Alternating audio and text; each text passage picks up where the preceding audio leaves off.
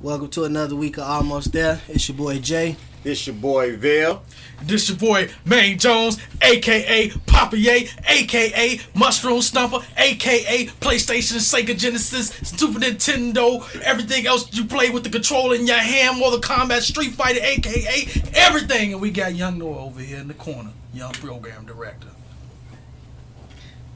With that being said, a lot of energy in the room today. Sorry for the little spit I put on you. Yeah, you know, it happens. It happens when you get into your moment. I ain't want to stop you, you know. Just wipe it off, move on. We keep it moving. How was your week, man? I got my birthday present early, well, one of them. I got me the new 3DS. Yes, I play with the 3DS. I don't give a damn. I'm a 33-year-old video gamer. That's what the fuck You I feel do. sensitive about that because ain't nobody saying nothing. No. Ain't nobody even look a certain I'm way. just letting folks know out here. You really do play video games. Yeah. You It's just like got- you sitting in your drawers eating cereal, watching cartoons on Saturday mornings. You can't So do that because what? cartoons don't come on Saturday morning no more. They come. Hey, I can watch YouTube. What? I can. Aside from that, what else happened this weekend? It was just an overall good weekend, man. Real good, relaxing, chilled. Well, not really relaxing. I was running around a lot, but it was just an overall good weekend. What I about can't you, Smoke? complain. My week was good. Work was work. Not too much downtime. Weekends was full. Everything right now is full of work. So I mean, with the show that we got going on, that puts another little layer to the thing that I got going. So it's busy, and busy is good for me. So I mean, I didn't get a new 3DS. Not that I would be playing one if I did. Nothing wrong with a 33-year-old man playing the 3DS or sitting around in his drawers on Saturday morning watching old cartoons on YouTube. I just didn't get to do that this weekend. Thundercats. Hey, I mean, Thundercats was hot. Yeah. They really got Thundercats on YouTube, though? Yeah. Everything's on YouTube, man. Yeah, but I mean, like, whole episodes. I don't mean, Yeah. like, Yeah. Yeah. in one video. I ain't got to watch, Yes. like, part Yeah. one on this one and part two on the next Yeah. one. Yes. Oh, All right, that's what's hot. I mean, Thundercats is good. Now sitting Now there, it's different. You know. sitting You know what I'm in, saying? sitting down on Saturday morning in your drawers don't sound like a bad I idea can't now, really huh? be in my drawers, you know what I'm saying? But the other part don't sound like a bad idea. You know what I'm saying? Oh, Anyway, and I'm eating cereal. Eating cereal. eating cereal is good for any time of the day, you know what I'm saying? Early morning, late evening, whenever. Cereal is what it is, especially if it's some Frosted Flakes or some Captain Crunch, you know what I'm saying? Crunch Berries is what I do. Y'all want to send us a gift? You know, Crunch Berries, you know what I'm saying? I can't get an address right now because we don't want no mail bombs or no letter bombs coming this We're going to week. set up a P.O. box. There we go. Almost Once There. we get the P.O. box set up, y'all start sending them boxes of cereal Papa Ye's way. But other than that, man, Jay, how was your week? My week was good, man. Full of work, man. Work. Other than work, this show is all that's been on my mind, man. Pushing it and trying to figure out a way to take us to the next level, get more people listening to us, and I'm trying to grind, man. This is our baby, and we want to make it. We want to watch it grow. So that's pretty much what my week been about. Going to work and come home and I'm playing a video game, of course. You know, playing a little 2K. You know, and then strictly thinking about Almost There. All right, going into it this week, Anthony Mason passed away, y'all. I wanted to say R.I.P. If you are a Chicago Bulls fan, especially from the Jordan era, you have to have respect for Anthony Mason. Yeah. Yeah, man. Specifically around like 92 to 94, especially during those big times when they really had that big rival. Actually, 95. Yeah. So, yeah, man. He was a bruiser, man. I mean, I think Anthony Mason was, and I don't want to say, this don't even sound right how to say it, but I want to say like he was a real Charles Barkley, you know what I'm saying? Because He was a more modern Charles Oakley. You know, Yeah. he was Charles But Oakley when Charles was transitioning on his way But that out. makes sense, though, because Charles Oakley was over there at the time with him, so he kind of mentored him during that point. Yeah. Yeah. he was one of them first stretch fours, you know what I'm saying? Because like he would get out there and shoot the long jumper on you too. He was a tough son of a gun, boy.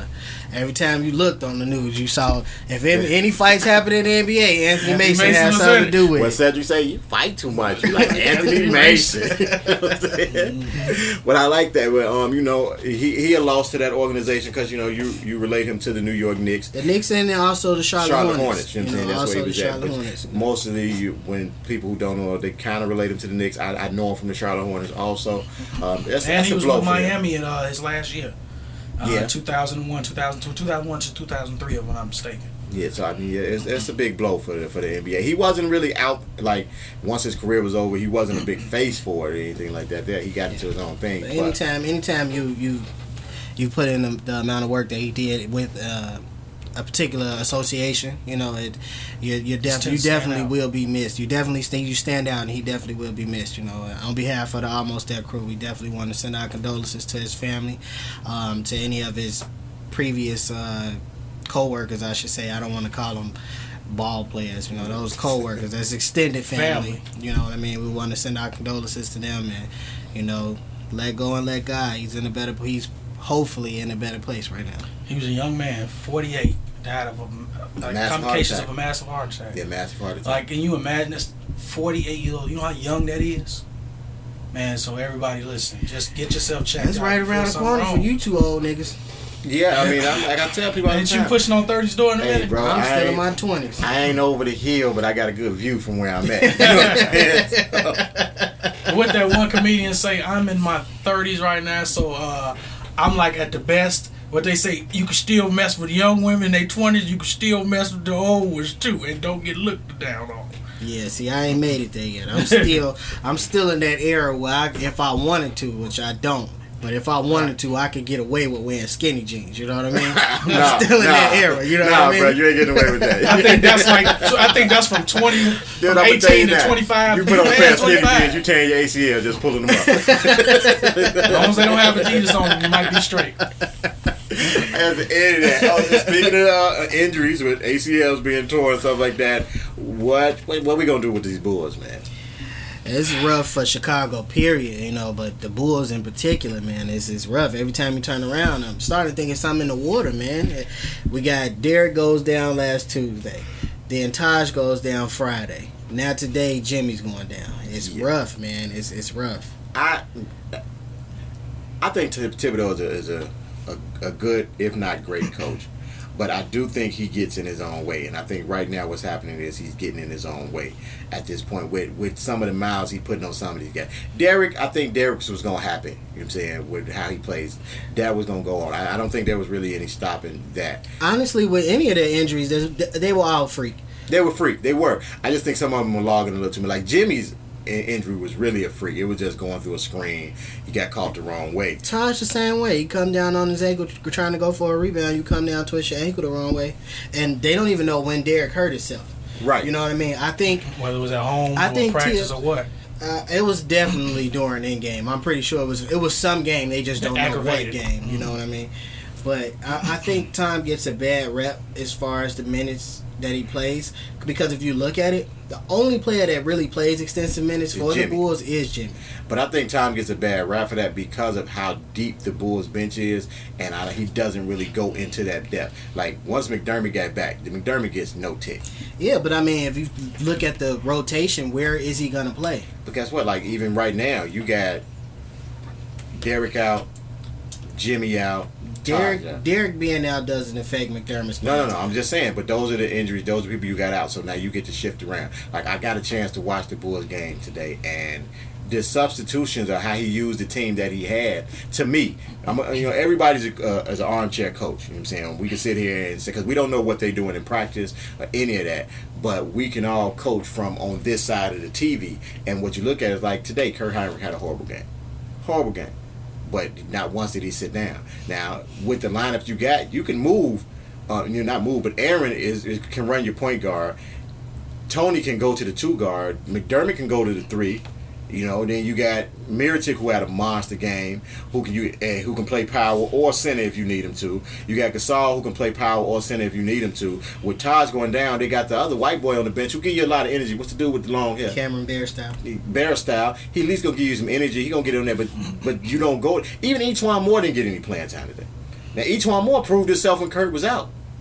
Well, I think with Thibodeau, it's more along the lines of, the whole prom thing. You dance with the one who brought you there. As bad as it may look from the outside looking in, you want to say, okay, hey, Tom, maybe you should give E'Twaun some tick. But Kirk's been there forever. He's a mainstay in the Chicago Bulls organization. I understand he's under that Lifetime Achievement Act. But if we go to the prom statement, E'Twaun is the date that brought you here, right? No, he's not. You're talking about years ago. I'm talking about this season. Yeah, but if you got to look at, stepped in that spot. But you got to look at it from that perspective. As a coach, you build a rapport with these guys. This is your man. You know what I mean? You've been here the whole time you've been here. Kirk was gone maybe 2 years. I believe it was a year and a half or 2 years or something like that. But ever since he's been here, not only has he been here, but he's been productive. This is probably the season that he's been least productive since he's been with the Bulls organization. You can't just say, okay, we got these new guys in, so Kirk, we're gonna pull you out. This is not how I've coached. Now I'm gonna change it. The thing is, I think it would help Kirk's game if they pulled off a little bit and let somebody else take some of that, that brunt. Because the thing is, Kurt is still looked at as a defensive person. True. So now when it's out there, so he gonna get a hard matchup. He gonna get a real tough matchup, and then on the other end, he got to work just that hard to get his shots up. Right. You know what I'm saying? So I think if the fact of the matter, if you gave some of them other legs a chance to kind of help out with that, then I think it would help his game. Because right now, Kirk, he don't even have to lift for wide open shots. Well, I mean, I think that's a part of basketball. You get old, and that happens. You know what I mean? It's just one of those things where it's like, okay, some people recognize when they're getting old, and some don't. Ain't that a coach's job, though? You got to know, okay, he old. Let me get him legs a little rest. Let that is a coach's job. I agree with what you're saying, but if this is not how I coach, I'm being me, 100%. When things change, then it's like, okay, what is he doing? Why is he not being who he was? As long as Thibodeau's been here with the Bulls organization, he's always had a tight rotation. Always. It's always been 6, 7, maybe. I'm sorry, not 6, 7. It's always been a 8 or 9 man rotation. It's never really reached 10. You know what I mean? So for him to get to that point and say, okay, you know what, we're gonna have to pull back on my man, it ain't gonna happen. Well, listen, I don't know much about basketball like I used to when I was younger, but I do know something about this Chris Brown and Tyga situation. What are you referring to? Well, with Drake, the beef they got with Drake.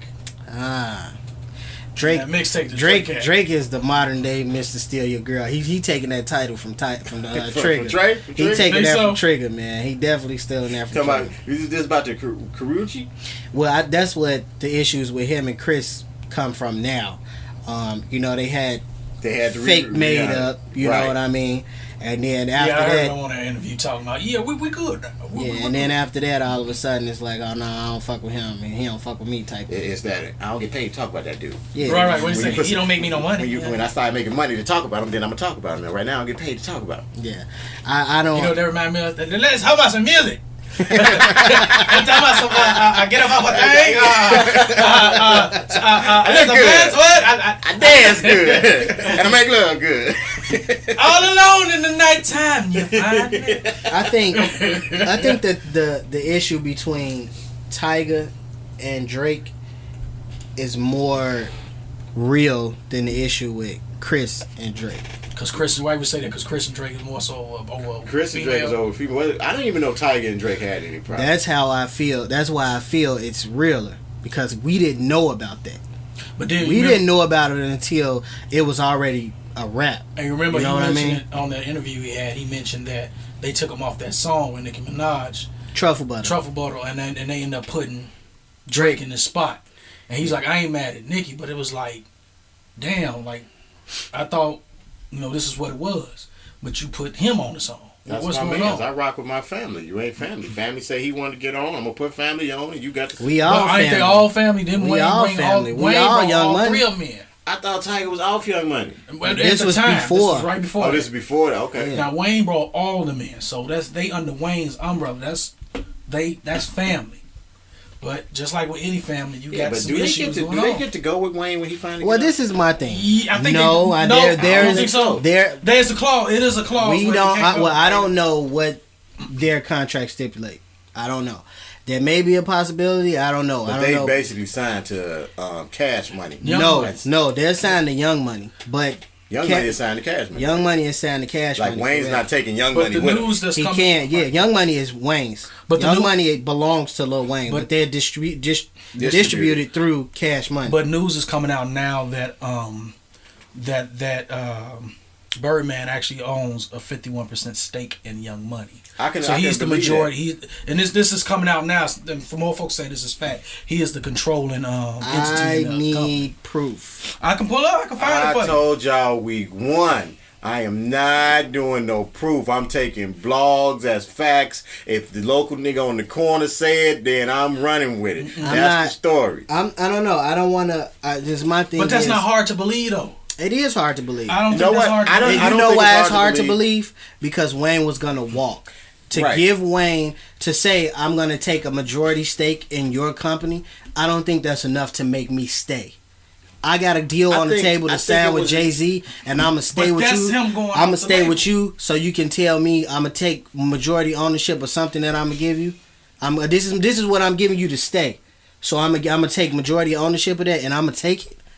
Jay I know bad. Half a business. Yeah, but guess what? If I go out with Jay-Z, I can start my own thing and don't have to worry about giving you a cut, period.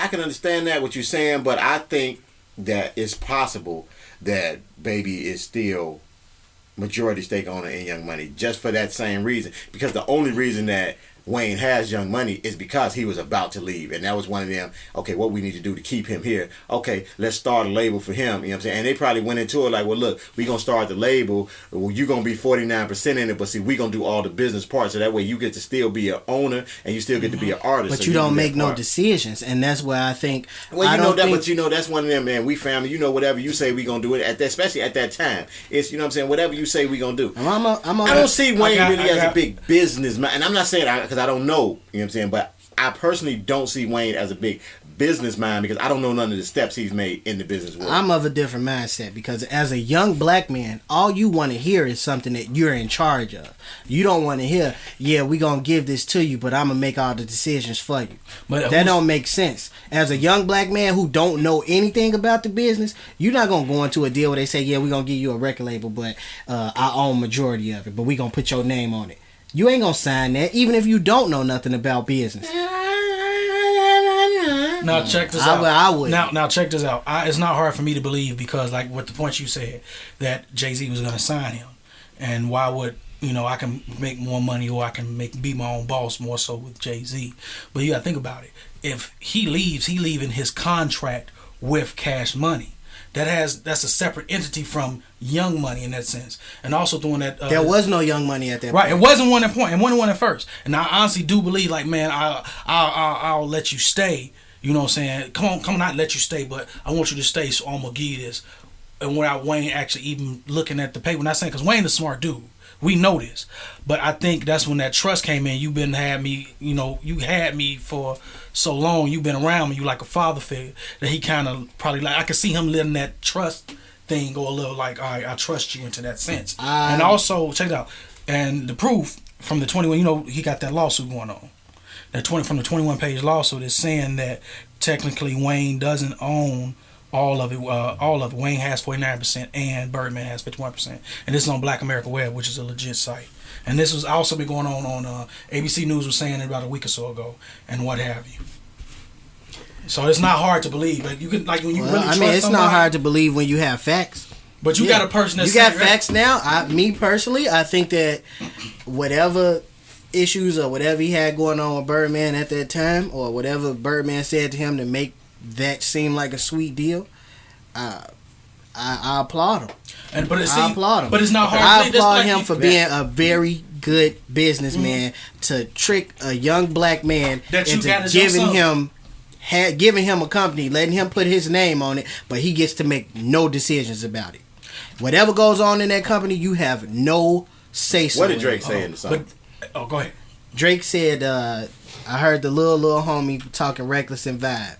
I don't want to be incorrect with my quotes. You know what? That's why we got what's that app? You can find it. Rap Genius. Yeah, but it was something along the lines of the little homie talking reckless and vibe.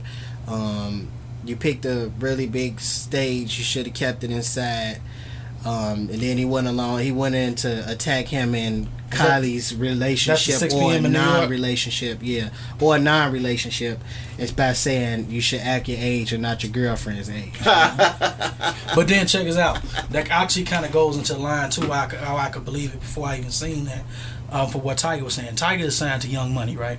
Mm-hmm. But who is he blaming for not letting his album go out? He not blaming Wayne. Yeah, but I understand that. But the thing was, it was all business, and yeah, it makes sense when you look at it from that aspect. But to talk about the rift between him and Drake, it makes me feel like when you get personal like that, it seems deeper than what it is. Especially when you tweet, you know where I live and I know where you live. If it's really a problem, come see me. And say, oh, by the way, stop ducking my man too. You know what I mean? That's a serious, that's a serious beef. I could, that's something deep. Like the thing with him and Chris Brown, I think it's something that entertainers go through. All them guys fucking the same girls, period. You know what I mean? It's just one of those things where it's like, yeah, this was my main, you got her, and then you try to go after my new girl. I don't think it's nothing big because I honestly don't see a woman that Drake's with that Chris can't get. You know what I mean? It's not. I don't see it being that big a deal. I think it's one of those things where it's like with Chris, it's like, you know what?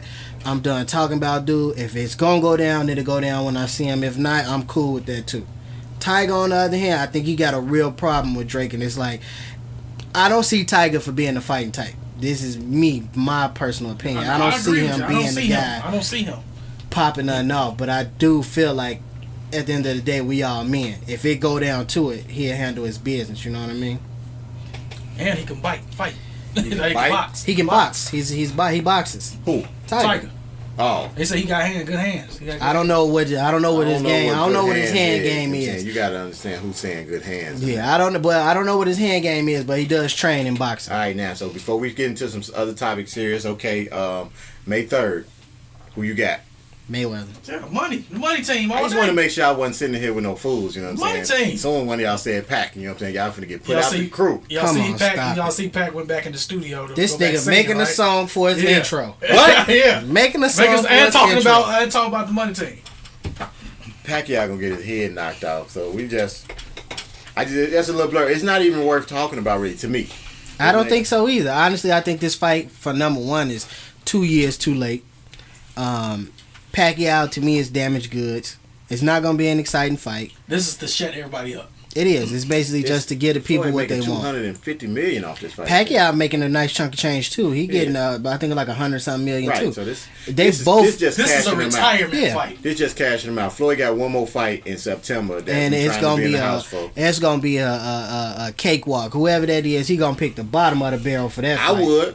I would pick a nigga who ain't even a pro yet. You know what I'm saying? You want to make your pro debut? You know what I'm saying? Come fight me. I give you a couple $100,000. I'm going to pick a cat who been boxing for 2 months for my last fight. That might be the dangerous cat though. Hell no. He ain't got enough stuff. Trust me. If you ain't in boxing shape, just because you work out, do not put you in boxing. I done got my ass in the ring, you know what I'm saying, on that not being in boxing shape, thinking because I'm hitting the gym every day. My little brother who boxes is like, yeah, man, come on, we're going to go up here. And he was like, well, I ain't going to get in the ring because I ain't in boxing shape. Oh, I talked about him. What you mean you ain't boxing shape? Boy, you box. You work out every day. You a boxer, ain't you? Right. Man, listen out there. There's such thing as boxing shape. That just because I go to the gym, get on the treadmill, hell no, that don't compare. I can run about every so often. Hell no, that don't, man. Yeah, brisk morning walks. I'm going to pick a cat who just started. You know what I'm saying? He ain't got no time. I mean, there's no, honestly, there is nowhere to go after this fight anyway. Who do you fight if you Floyd after this fight? Adrian Bronner. Beat up the little homie. It'll never happen. That'll never happen. And to be honest, that wouldn't even be a good fight because he'll whoop his ass.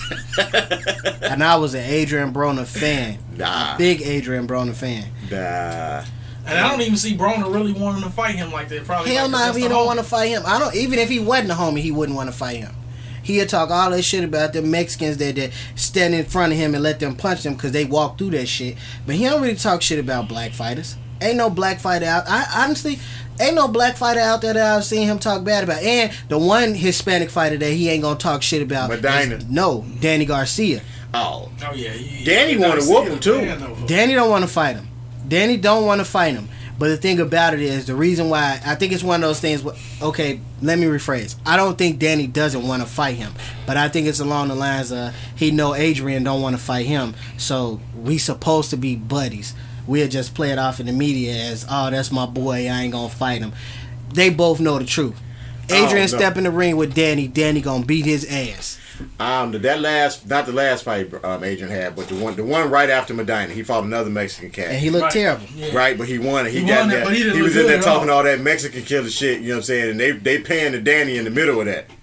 Danny had that, oh nigga, you finna get that ass. Yeah, but I saw after that fight. Matter of fact, it was Adrian's most recent fight. After his fight, Danny was at that fight too.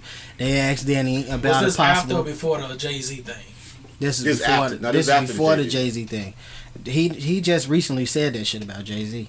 He had his last fight was in, I want to say, December or some shit like that, or the Jay-Z shit happened in January or some shit like. It was before the Jay-Z shit. His last fight, because Jay-Z them came to him after his fight to offer him that contract, but they asked Danny about a possible fight with him, and Danny was like, "Oh nah, I wouldn't fight Adrian. Adrian, my boy." They both know the truth. Danny will beat the hell out of. I don't see anybody beating Danny right now. Period. Nobody. I mean, of course Floyd, but Floyd not gonna fight. I'm not even putting him in the same stratosphere, man. Come on. When you think of Floyd, it's only a few fighters that you think of. You be like, okay, maybe he deserves. Not to be disrespectful, because I do believe that Danny would deserve a fight, and I actually believe if Floyd was to fight Danny on that last fight, he just might beat Floyd. I honestly who Floyd gonna fight on that last fight? He gonna fight Amir Khan. I don't know why. Rumor. I wouldn't fight Amir, not because I think he would be dangerous, but I just don't see that being a big money grabber. Not for Floyd. No fight after Pacquiao is gonna be a big money grabber. But I mean, if you look at his last pay per view, I wouldn't. That's gonna be the worst fight you ever see. I don't think so. That's gonna be the most boring fight you ever see. I don't think so. Dude. When was the last Floyd fight you saw that was exciting? Medina. Are you serious? It was great. That was a great fight. No, not a good fight. I'm saying, what fight was exciting? What do you call exciting? I'm a boxing fan, so the nuances is exciting to me to see him slip a punch, you know. The average boxing fan wants to see somebody stand in the middle of the ring and throw 1,000,001 punches at the other man. That's not gonna happen in the Floyd fight, and it damn sure ain't gonna happen in the Floyd and Amir Khan fight. Two defensive players playing off of each other. Ain't gonna be no playing off of that. Floyd boxed the sleeves off of Amir Khan. I don't think that there's a bet. I don't think, honestly, and I'm about to say something that's probably bold as hell, but I don't think there's ever been a better boxer than Floyd Mayweather in boxing history. You don't think so? No. How? A better boxer? I don't think there's ever been a better boxer in boxing history. There's never been a better boxer than Floyd Mayweather in boxing history. I have never seen a boxer adapt to a fight better than Floyd Mayweather. Never have I seen. I have never seen. You've never seen a Sugar Ray fight. I have seen the Sugar Ray fight, but I've never seen Sugar Ray do the shit Floyd does. G, when he fought Marvin Hagler, come on, G, the Hagler fight. Hagler was nothing. Maidana was Hagler. But Maidana was Floyd's Hagler. But you got to understand, man, he had to adjust for that fight big time. The thing is, my favorite fighter, who I believe is the greatest to me, is Roy Jones Jr. Even though at the end of his career, I think he fought past when he should have. Roy doesn't have the technical ability that Floyd had. There's a difference, see, and that's the thing. Sweet Pea. The reason I didn't say Sweet Pea is that's because my favorite. The reason I didn't say Sweet Pea though is because we talking about a total thing. No, Sweet Pea is the greatest defensive fighter ever. Period. No matter who you put in there, Sweet Pea was the greatest defensive fighter there is. But then his offense wasn't as good as Floyd's offense. You know what I'm saying? Like how he counter punches. What you would compare to Floyd fighting is, and honestly, Muhammad Ali was the greatest boxer. And I mean, I'll say the things that Muhammad Ali did, you don't really give him credit for it, because I guess at the time it was, and he showboats a lot. But if you actually watch his fight, he adjusts a hell of a lot during a fight, and to make a person miss the way he did. And the thing, he did it on a different level than what Floyd do. Floyd does it by being technical from the beginning. You know what I'm saying? Like Floyd's stance and everything is about making himself smaller and making you miss. One example, Ali and Foreman fight. Ali and Foreman. Ali went into that fight knowing that, you know what I'm saying? You can't beat him. I can't beat this guy head up. I can't. You know what I'm saying? So what I'm gonna do is loosen everybody. He did what Floyd did that first Madonna fight. That's what Muhammad Ali did to George Foreman. It was that, okay, he gonna rush me. He got hand speed, so I'm not gonna be able to just outspeed him too. I'm just gonna let him punch himself out. What I'm gonna use my elusive, so I'm gonna lay up on the ropes, and when he swing, I'm just gonna dodge it. And what he has is the thing that Floyd and Muhammad Ali had is a fearlessness that you don't see in a lot of people. Because if you watch their fights, even in slow motion, they never close their eyes. True. Most boxers, even at the last minute, when you anticipating the hit, you moving out the way, their eyes close or they blink. Muhammad Ali and Floyd never close their eyes. The punch, they watch the punch all the way through to when the punch goes back past them. So I can argue with you about me. I can understand what you're saying when you say Floyd, because first off, that's your generation, and you saw more of Floyd. I saw more Floyd fights than Floyd. Muhammad fights. I'm sorry. But you got to say, like, even going back with Sweet Pea, you know, we grew up off Sweet Pea. Yeah, and I love Sweet Pea as a fighter, but I do not believe that he was a better all-around boxer than Floyd Mayweather. He wasn't a better all-around boxer than Floyd. I mean, then like say you got if you take it like to me, Roy Jones is like one of the greatest boxers, period, because of what he can do. But his was strictly off of talent. He did a lot of stuff he did because he was just a freak of nature, talent wise. Roy Jones was the Tracy McGrady of boxing. He was. He was a Tracy McGrady. He had potential to be the greatest. No, he reached that potential. I don't believe that. He did, but he went past it. Roy went from middleweight to heavyweight and took the belt in everyone. He took the belt in everyone. What he did wrong was fought past his prime. And then like what they say about boxing, and we don't want to make this into a boxing podcast. I can talk about this all day. The thing is, there are certain fighters you just shouldn't fight. I don't care how good you are. Period. What's my man named Sugar Shane. Sugar Shane was a great fighter, right? But he should have never fought Vernon Forrest. You've been fighting him since y'all was 12. He been whooping your ass ever since then. You know what he can do. As great as a fighter as I think Roy is, he should have never fought Tarver. And I don't think Tarver's a good boxer. No. But some guys everybody just got your number. Yeah. Tarver, when he won that fight, what he told him was, in the interview, his thing was, okay, well, Roy's so good that we know just when he throw a punch, you throw a punch. I hope yours get there first. How the hell is that your winning interview? That's what happened. That's what won. That's what got you the win. That's what got you the W. That's what got him the W. It did. And that's what shot him the superstar. That made him great. But shot him the superstar, and then he went and got his ass knocked out by that old man. But guess what? That old man is whooped Roy ass too. Roy shouldn't have fought him.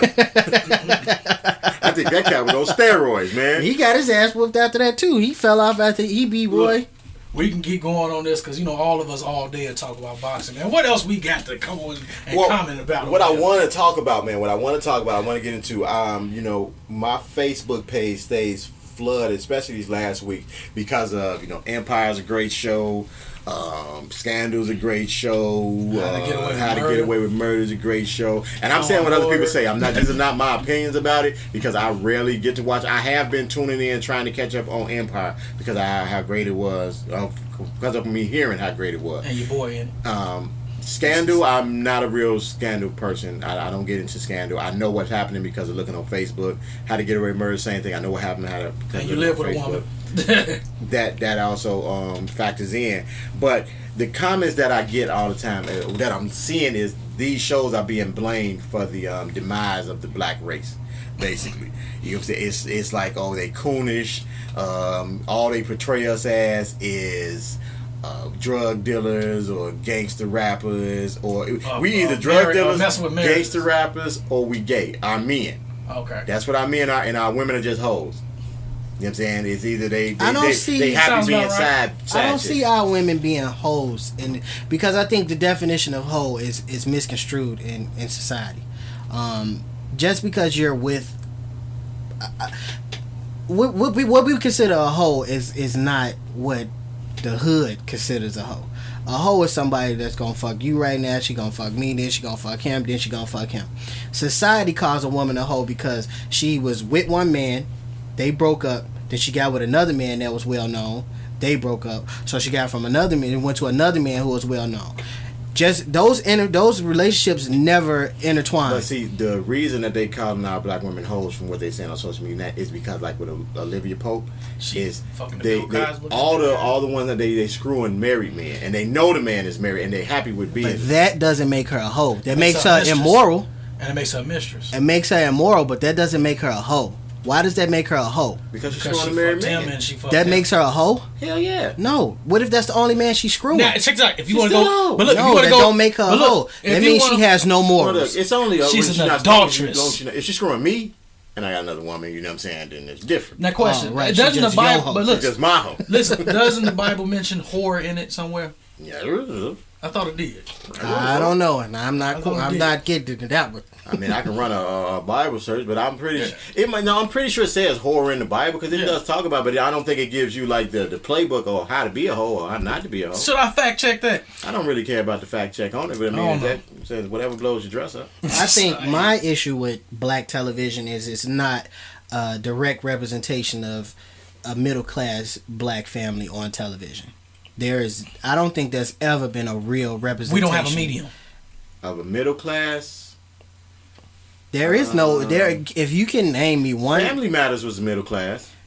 I don't Well, look at them as being middle now, class. right? I think you're talking I don't about look now. at them as being middle class because Harriet didn't work at all. No, in the beginning Actually, she he did because the because show she's a was supposed spin-off to be show her. from. But she's a spin-off show from Perfect Strangers. She was an elevator operator. Harriet. And, and Harriet the was first 2 seasons she was an elevator the operator. show Family Matters was supposed to be Security. about Harriet. Yep. Was supposed to be about Harriet with them spinning off, getting her own show. And the thing is, the Steve Urkel character took over the show. Oh, let me interject for a quick second. I have been corrected. There is a black middle class family on was on television. It's in syndication right now, but everybody hates Chris, and they were probably actually below. Yeah, they was middle good class. time. They was right a step above good But time. they were almost but they were more relatable in a sense. You know why? Because those are things that the everyday black family goes through. If you look at a show like Blackish, black people can't really relate to that show. Never watched.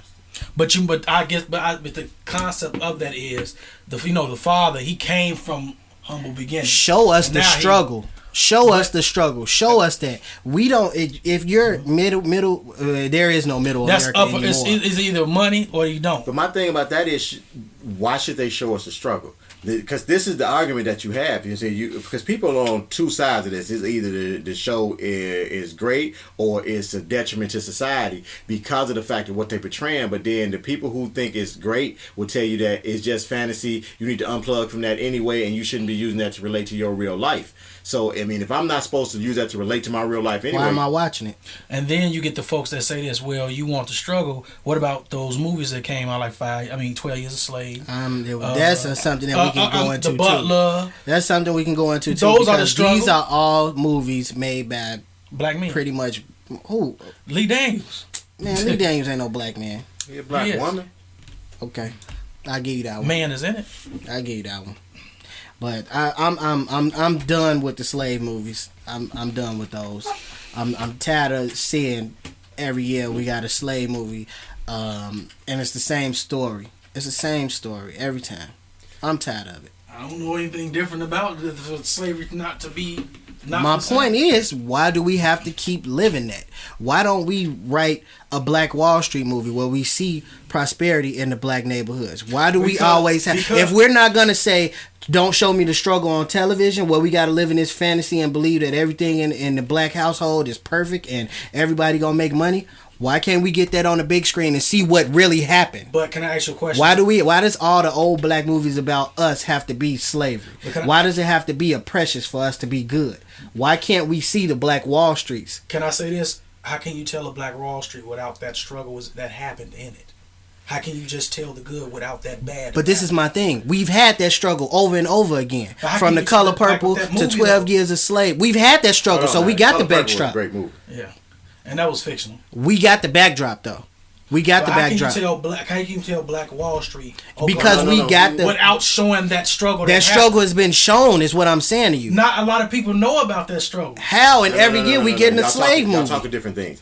See, what he's not saying, don't give me a Black Wall Street movie, and he's not saying give me a Black Wall Street movie and take out the how they got their part. What he's saying is, don't give me another 12 Years of Slaves, and don't show what happens after that. Exactly. We've got to this here one point where you were slaves and getting beaten, getting whipped, and you overcame. And then what did you do after that? The thing with 12 Years a Slave, when they said at the end, he was part of the Civil War, but after a while he disappeared. Nobody knows what he did after those 10 years he returned. Yeah, but it's not Like, related. it's not- He's not trying to relate. No, I directly get to what that you're movie. saying. I get what you're saying. I'm trying to relate directly to that movie. What we're trying to figure, because I'm trying to figure out is, do we just need to turn the TV off?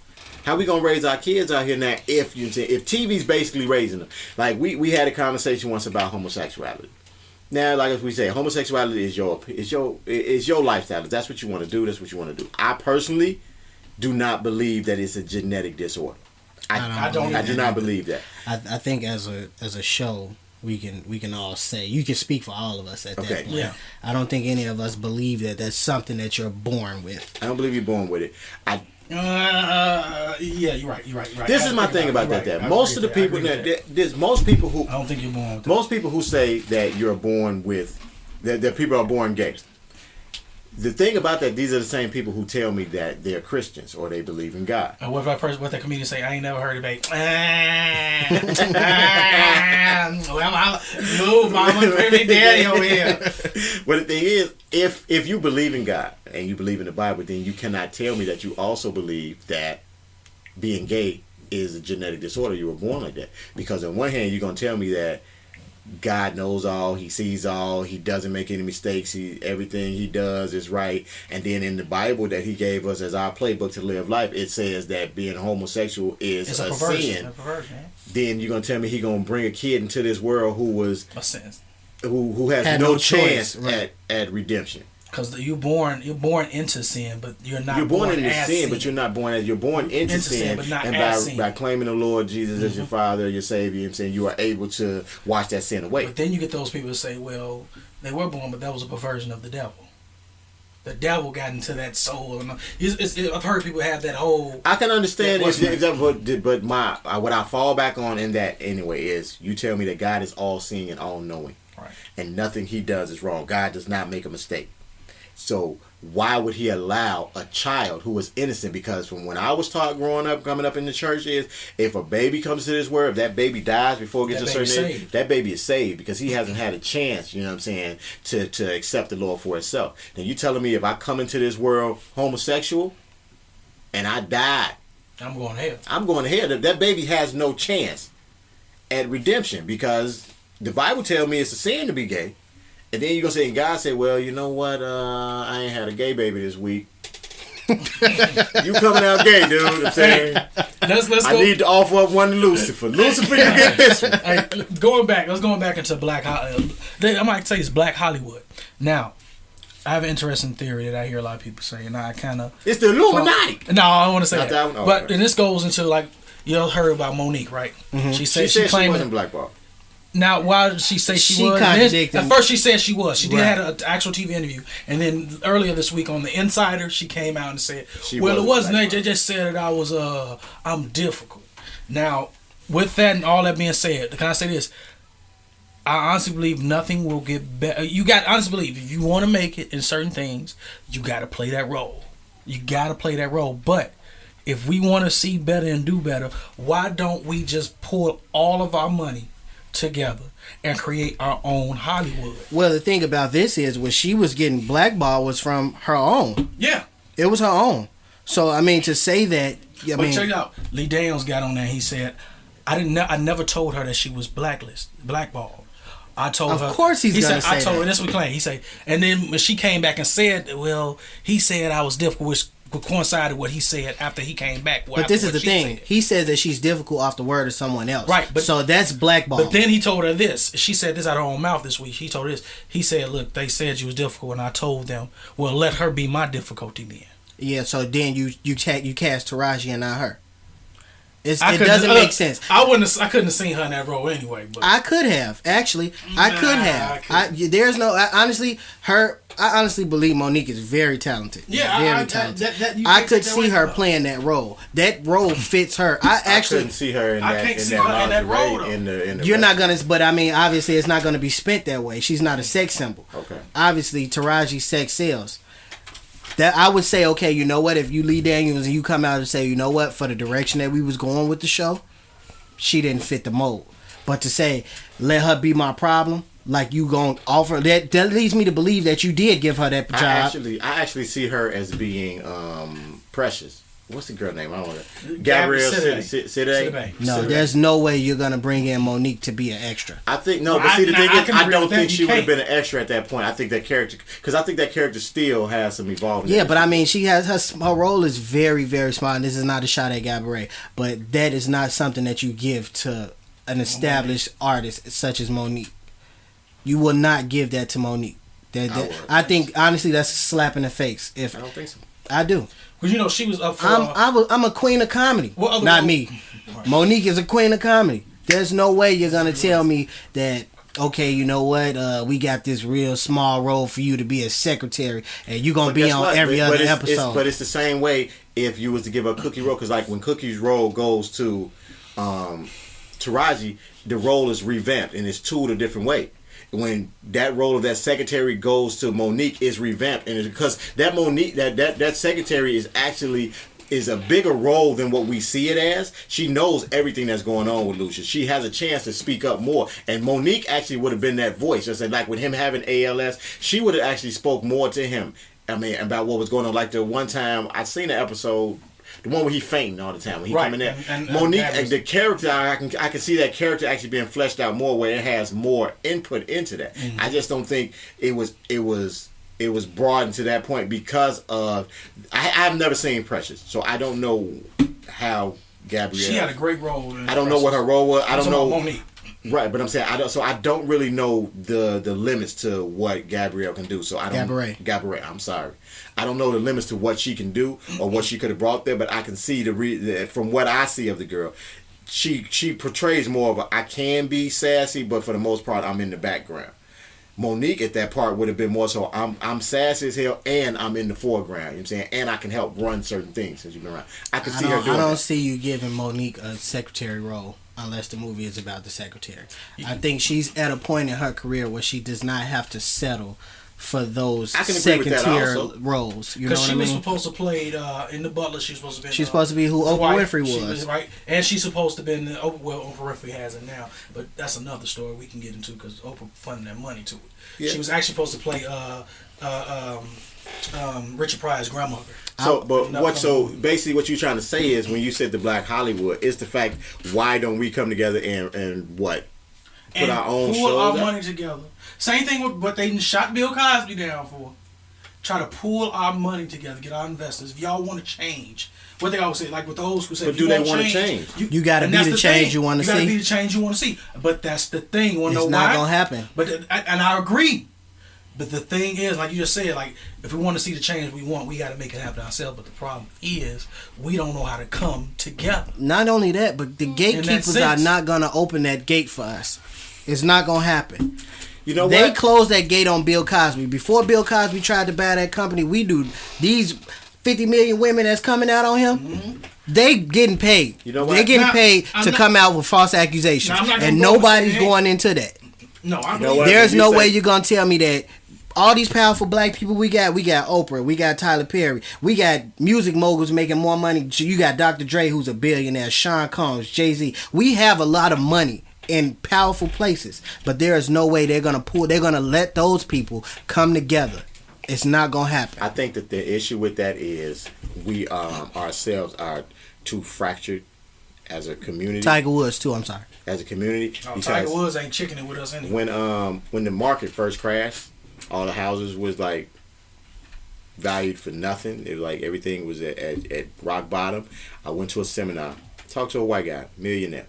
We sitting there. I mean, he had a big seminar, whatever. After the seminar, me and him talking. His exact words to me, was, "Man, you probably should go out and buy you some property right now while you can get it, because the thing is, we didn't open the gates and let y'all in because it's too much and we can't get it all. But in a couple of years, we gonna close the doors back up and y'all not gonna be able to get nothing." He said that jokingly or for real? No, he was. I mean, this is not like in front of me. I'm talking to him after. Was it saying like y'all as in y'all as black folks or the poor? He was saying as in the poor. Okay. He was saying as in the poor because it was white people in here. It was all types of people. And these are people who don't have. It was always one of them. Hey, look, we got houses everywhere. Y'all come to it. Me, I'm in the construction trade. I go to any seminar they talk about houses. I went in there and talked to him, and then after the seminar, I'm that type of person. Whereas after something's done, whoever the speaker is, whoever the speaker is, I go if it was if he had a good talk or whatever, or what he said was informative, I go talk to the person. I'm gonna introduce myself. Hey, this is my card. This is my name. This is what I do. I enjoy what it was. Do you have anything else that you can tell me? And what he told me at that point, he was like, yeah, look, the door's open right now. He's like, if you got any money, you might want to go buy you something because we didn't open the doors. We letting y'all in right now, but they closing. He said we letting y'all in because it's so much. He said it's so much that we cannot get it all. So we're allowing y'all to come in and get some of this. But believe me, we're going to close the doors pretty soon. And when we close them, y'all ain't going to be able to get back in. Basically, they're doing charity. It was forced charity. It was one of them, hey, look, man, it's too much for us to handle. And it's still, even though they say the doors is open, they only slightly ajar. Because like, we're going to let y'all get some of it. We're going to pick and choose. Y'all going to get the picked over shit. You ain't gonna be able to come in here and get this big stuff or this great money making idea, but you can get that little stuff over there just to clean it up for us. You know what I'm saying? So it gives a cleaner view. It's the same thing. They'll open the gates for you. You go ahead and Dr. Dre, you can make you $1 billion, but guess what? You'll never own anything. You'll never own anything. Anytime you own something and we think it's gonna be something, or we gonna throw some money at you and we gonna take it from you. Like what they did with Beats. We're gonna throw some money at you. We're gonna take it from you. You and your people not smart enough to get together and make something. We always. You know what? And I don't think it's the fact of not being smart enough. I think it's the fact of the matter is some people selfish. Selfishness. But that coincides with what I was saying. Is like we don't know how. We don't want to come together like that because we want to try to keep everything to ourselves. Not every black person is like that, but no, not every black person. But you notice some of the ones that have so much money, or so much you don't never really see them like. Let's go pull this together. You may have one or two, but you never see the majority of them. Like we need to do something. It's like, all right, we got. I feel it's almost like we got money, so y'all need to get where we at. The most of the time when you see people saying we need to do this and we need to get together, those are the ones who don't have money. Mm-hmm. Yeah. Yeah, I agree with that. Because I ain't got no money. I'm saying honestly, when you have money, the sentence changes drastically. It's not a we need to do anything. I can do without feeling. I can do this. I can do this. I don't need anything. I don't need you for anything. I don't need, if I'm Jay-Z, I don't need Dr. Dre to help me do anything because all the avenues that are open to him, I can go those same ways. I don't need you to help me buy anything. I don't need your money. I don't need your help. We, on the other hand, on the bottom level, yeah, you know what? We need to get together and make Almost There for the people so they can hear us. We need to get together and make sure that the people hear Almost There and we get to a bigger platform and now we can open the gates for other people. But then going back with the Hollywood, that's why I applaud Brian Hooks. Now, I ain't gonna lie. I'm a fan of Brian Hooks' movies. He don't wait on any big studio. When the studio don't call, he can go do his own thing. And he may come out with 5, 6, 7, 8 different movies. Half y'all may not heard of that shit. Is this porn stuff? Nah, Brian Hooks is like straight to DVD king. Put it like this. Remember when Eve had a TV show? You seen Fat Beach before? Yeah. Remember when Eve had a TV show? Yeah. That black dude that worked for the IRS that lived in the house, the one she was dating. The one she was dating? No, the guy, his roommate. His roommate. I don't really remember him. Okay. You seen Soul Plane? Yeah. The nigga that was fucking Samoa on the plane. That was like eggs, cheese, grits. Yeah. Why? Look, you know what? Just like her. I had to say something. Eggs, cheese, grits, hot sauce, cucumber. I had to say something like that. And then that nigga. Yeah, that one. He'll get his roles and what have you, but he don't wait. He go out. I love Malibu. Was it Malibu? Malibu. What's 3 Strikes? You remember 3 Strikes? Yeah, I remember 3 Strikes. Now you know him from there. Okay. What's the other one like with Mookie? You Are the One. I don't remember the name of that one. Nothing to lose, like that. When he was about to get married to old girl. I don't think it was Nothing to Lose. I ain't thinking of the Martin, but it's called Nothing to Lose as well. Okay. So you got people like that just like I ain't gonna wait on you. I'm gonna go do it on my own. Now it may not be a lot, like you just said, we had to say some stuff for you to know who he was, but all the distribution is his own. All the money he gets is on his own. Yeah, but the thing about it is, you're still saying him. Well, not him and his people. He has a crew. He has a crew, yeah, but okay, where do you go from there? Do you pull your money? I don't want to speak on him as if he's not doing these things, but we don't know. So I'm speaking from a person who doesn't know what he has going on. From the outside looking in, it's like, okay, yeah, I got my money. What else? What's the next step? What's the next step to ensure that we build something for our people? We build the next Wall Street. And that can we make the building blocks to doing that? Can we be the building blocks to doing that? And does it start with television? Does it start with black television? I think it starts with turning off the television. And I hate to say that, because turning off the television really, at some sense, it kind of hurts at a point, because the most of the things out there, like Empire, is a majority black cast. Yeah. So if you turn that off now, you put that cast out of work. You know what I'm saying? And that in turn kind of hurts the blacks that you're trying to help. What is the argument with Empire though? I'm just using Empire because, you know what I'm saying, that the dichotomy for the people that are for or against it. It's just like you either think it's great or they think it's just horrible. Right, and that's just my thing. What are the people that think it's horrible saying? Right, because I've never ran into anybody within my circle that didn't like it. Oh man, all I get is because of the different because of the, I guess, the portrayal of the people on the show. Like Lucius started as the drug dealer, him and Cookie, they were drug dealers, so they're saying that's a bad thing, that every black person has to sell drugs to get to some other. But this is my thing to combat that, because now, as much as I would hate to go back and use this as a reference now, but if you want to say that every black person doesn't start off being a drug dealer, then you can go watch Blackish and see a black man that made it from nothing. So there's not just one portrayal of us on television. I'm just saying what they say about the show. Right. I understand that. They got the gay son. They're pushing the gay agenda on the black people and trying to emasculate our men. Because because black men are not gay, right? But even the things I've heard about that part, they still like the show. But I mean, what sense does that make? Because black men aren't gay. There are no gay black men on the planet. You got the Young Thug, who is the I guess that one I have no argument for. I don't like his character. But I think, but you know what, the thing about, and I don't want to say I don't like his character. I think it's a not. I don't want to say a double-edged sword. I can't find the word I want to say, but it's almost a betrayal. Like, you know, he ain't been no gangster. But the thing about it is, I think he portrays that kid in the suburbs that feels, you know what, I'm tough, but I don't really got to deal with what being tough entails. You know what I mean? Because it comes out when he talks to his brother. This is the thing. It happens. And everything on that show, as much as we like it or not, it happens. In reality, yeah. It happens. At some point. Whether we want to say, let's not glorify it, is one thing. But we can't say, let's not glorify that and then go support another 12 years a slave. We can't do that. I ain't got no problem with slavery. Because all of it happened. All of it happened. So if we're going to embrace one part of it, we got to embrace all of it. This is who we are. Granted, not all of our people are like that, but some of them are.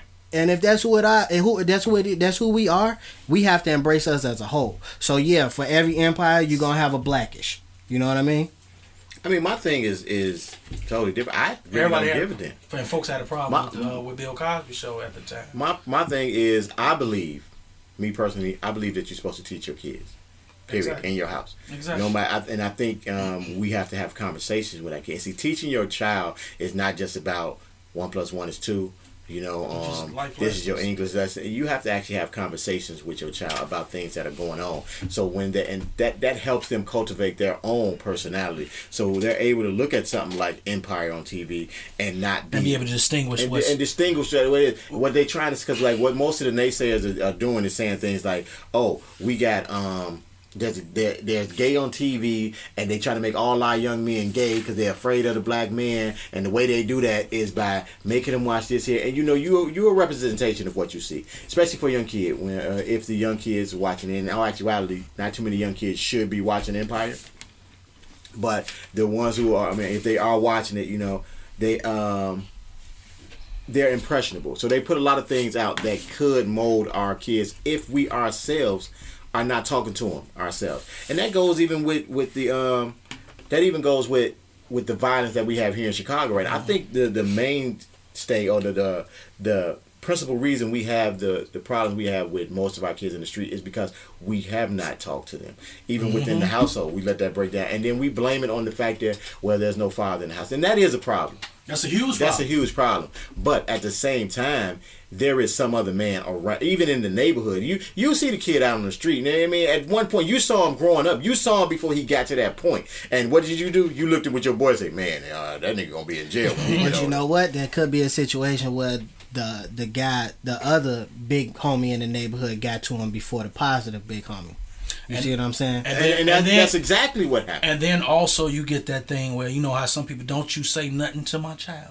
Don't you say nothing. Don't you put your hand on my child. Don't you say nothing. Most people and that goes back on us too. But most people with the don't say nothing to my child is when you out there and you're trying to really discipline them. And I don't mean, when I say speak to, I don't mean you have to discipline another child. But guess what? If you a man in the street and you see a little shorty out there, especially another little boy, he doing something, there's nothing wrong with talking to him. Hey, little man, what you doing? Especially when you know he ain't cut out for it. You know what I'm saying, man? Look, this is what men do. This is how we should do this, or this is how you should walk around. Just having a conversation with them. Just having a conversation. When you can do that to some of the cats who think they thugs, and guess what? They give you respect when they see you about that. It's about us stop trying to turn a blind eye to everything and blame television or the movies or the white man or whoever. But you know what? I don't see the everyday black family blaming television. They blame rap music these days. I don't see us as black people blaming rap music for what goes on in our house. Said that. I think it's other cultures and other races that blame rap music for goes on in black neighborhoods. They don't know what's going on in a black neighborhood because they're not there. Like, a lot of kids, as much as I hate to use this argument, but a lot of kids are just basically victims of circumstances. It's just that simple. You in an environment and half the time, sometimes, you know, you may be in a situation where your father's not there, your mother's on drugs. You got to do what you got to do to make sure why mama had to be on drugs. Your father, okay, why the daddy had to be away? You can say your mama ran away and your daddy on drugs. Okay, well, vice versa. Don't just put the woman on drugs. All women ain't hoes and on drugs and selling pussy. I was giving her the benefit of the doubt for staying in the house with her kids. But if she on drugs, she's selling pussy. Whatever it is. She can't be stealing nothing? Whatever it is, whatever. Stealing pussy? We getting off, fellas. Oh, my fault. Whatever it is, it's at some point you have to fend for yourself and your younger siblings. True. So you have to do what you have to do. Granted, you can go out and look for a job. You can go out and look for a job. We've shown them. Now I say we as a whole. If it don't really apply to you, fuck you. We as a whole have shown children that the quickest way to make money is to sell drugs. Quickest way to make or the easiest when you need to fend for your family, you need to go cop a pack. Yeah, but it's the harsh reality, because guess what? When you don't have that older person to turn to for advice or for love, you turn to the streets, and the streets ain't gonna say. Don't love nobody. The streets ain't gonna tell you, "Hey man, go get a 9 to 5 so you can get you some benefits," and you know what I mean. It's not gonna happen like that. 90% of the niggas in the streets. Oh, you cringing? What you got to say? Because that's true, but it's not true. It's true, but it's not true. Because actually, what'll happen is, and the streets, as much as they say the streets don't love you, the streets kind of take care of the kid who's trying to get out. Yeah, but at a certain, you 12 years old, you ain't got nothing going for you. No, see, but that's what I'm saying. I'm saying like the kid who actually don't have nothing going on, but say like that 12-year-old who's actually in school every day, you know what I'm saying, coming home, whatever. The streets actually take care of that kid. If you that 12-year-old kid who like the basketball star, you the Derrick Rose of your community, right? Mm-hmm. You going to school and they know you got a future that you can make it out. The streets don't let you get involved in what's going on. Yeah, but it's an underlying factor. It's an underlying reason to that. Yeah, it is. You know There's an ulterior motive for that. No, not all the time. It's not that they look at it's the fact they just kind of want you to make. The streets are proud of some of the ones who can get. As much as we want to say. I'm not buying that. As much as you want to say. Now tell me this ain't true. You mean to tell me that, okay, the streets gonna say, you know what? He a young brother, he made it out. He come back to the hood, they ain't gonna try to figure out a way to get around him to get some money from him? Or if he ain't putting out what they think he should be putting out, he ain't gonna get robbed? See, we thinking of the streets in two different ways. See, you thinking, when I say the streets, I'm talking about the people who actually in charge of the streets. You understand what I'm saying? Even them. There's some extortion gonna happen. The people who are really in charge of the street, 90% of the time, they not looking at you to come back like that there, because guess what? They already street stars. They already got most of what it is that they need. They already got what they got going on with that there. So I understand that. So it's the lower level type. It's the lower level types. You know what I'm saying? Like your boy, he's still in jail. In jail. Rapper, stick up kid. Chicago's, we might know Bum J. No, I thought Bum J got out already. Bum J still lower level, you know what I'm saying? He wasn't really running the streets, you know what I'm saying? So those are the ones where that when you come back, they looking for a way to get around you, looking for a way to get what's in your pocket, you know what I'm saying? Or they're trying to extort you. But the ones who the ones who really made sure you got out the hood, they ain't trying to take nothing out your pocket when you come back. Because most of the time, they already got their own type of money. I'm saying they already hood celebrities. When they go through, they already good. They already got their pass. Those are the ones who really try to make. Now them lower level ones, they ain't trying to even make sure you get out. This is the way I look at it. I see what you saying, but I look at it from a different mindset. It's like, okay, you know what, little shorty, if it wasn't for me, you wouldn't be where you was. You see what I'm saying? So now you gonna have to figure out a way to pay the hood back. You know the ones who get extorted like that? Rap artists who make it out. I think it's artists, rappers, athletes, entertainers, whatever. If the streets protected you like that, so you can make it big, there's a reason. You have to come back. You got to feed us. I done seen time where they ain't trying to get fed. It's just the homie look good. I done seen it where it's even the fact to the kid who ain't finna make it big. It's just the fact they didn't call it because, nah, man, you got something going for yourself. You can go ahead to college. You actually doing a good That's school. now I can see that. I can see them pushing shorty away, but I don't see them being that protector either. You know, I can see you saying, you know what, shorty, this ain't for you. You got a lot going on for you. You don't need to be in this. But I don't see them being that protector to stop him from doing something in another neighborhood. Stop you from going somewhere else to get that bad advice. You see what I'm saying? Well, you know what? They don't do that with neither type. But what they will do is I disagree because of Derrick Rose, guess what? You got followers. Wherever you go, I'm going to make sure you don't fuck it up. I just want y'all to know that I'm still here. I'm just listening.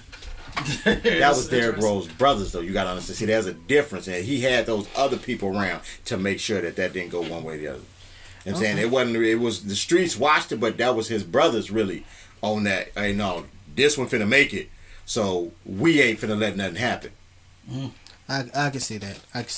So I mean, that's what we didn't mean to keep Ye up out the mix, you know what I'm saying? No, I was just listening. We ain't this talking is great. about the 3DS, you know what I'm saying? He really don't want to get down with the conversations. No, see, I know how to play my role. And I was just feeding off of y'all. Real female? I know how to play my role. He was real feminine, you know. I know how to play my role. Everybody got a role in this life, so. Everybody got a role in this life. Everybody got a role. What's your role? Life, you want to get some downtime? That was it? Yeah, I kind of do want to get some downtime. Well, I actually just had some downtime just a few seconds ago watching y'all two interesting brothers go back and forth about something that was very interesting and very dear to me. But the thing I want to talk about is the streets. The streets to me is dear, man. That's man, got a lot of money out there in the streets. I'm lying. But I wanted to ask a question. How many times have you been in the house, right? And you just come home from work or whatever you doing. Or you spend time with your family and all that, but you want to take that moment to spend time with yourself. And I'm sorry. Whatever that is, look, listen, I'm gonna keep that like we going to a porn or something like that. I'm gonna keep it like that. You get your lotion. It sound right. It sound like where the laptop at. Where the laptop at. I'ma get it. Sometimes, ain't nobody knocking what you do. I listen. I can't say I ain't never fell victim to the sites. So on the computer, I'm not listening. I'm being truthful. I ain't gonna act like I haven't. But sometimes you just want that time. Whether or not you play the video game or not, you might have your girl in there. Someone's like, oh, Lord, why you always playing the game? Why don't you spend time with me? I done made your favorite meal. I'm like, I ate the favorite meal. I spent the time with you. I want to go play my game now. Or I want to go read my book. I just need that time just to unwind. You don't know the correct way to get your time. That's what this is. No. I know how to get my time. How you get now, your time? I had to learn. How you get your time? I learned my time. See, the thing is, you go in the house, you lay No, I do. I go in the house. I sit down, have a quick look. I'm nice, not quick. Have a conversation, watch a couple of shows, eat my dinner, sitting there. I know what time my lady go to bed. So I know my window of opportunity to chill. And then I usually sit up a lot. I sit up late. I'm a late owl. I'm night owl. So I don't go to bed until late anyway. So I know what time my girl usually turns in kind of late, early, like 9, 10:30, maybe 10:30 the latest.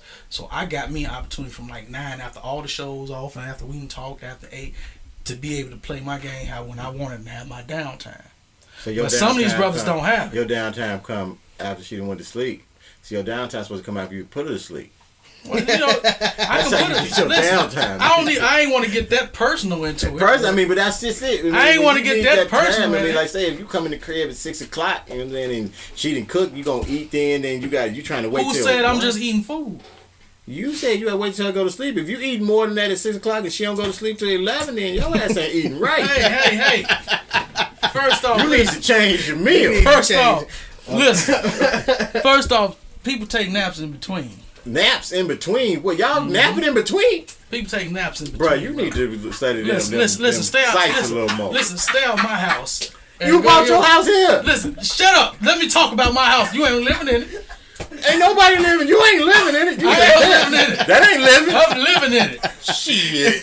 I'm swimming in it. You ain't even stop. You were swimming. You were swimming in. You have no problem with downtown. Your downtown was starting a lot early. This ain't about me. This is for the brothers that don't have that. Right. Yeah, let's push it off on the other brothers. The brothers they had that time. I'm speaking for the masses. This ain't me. That's right. Tell them again. What am I doing?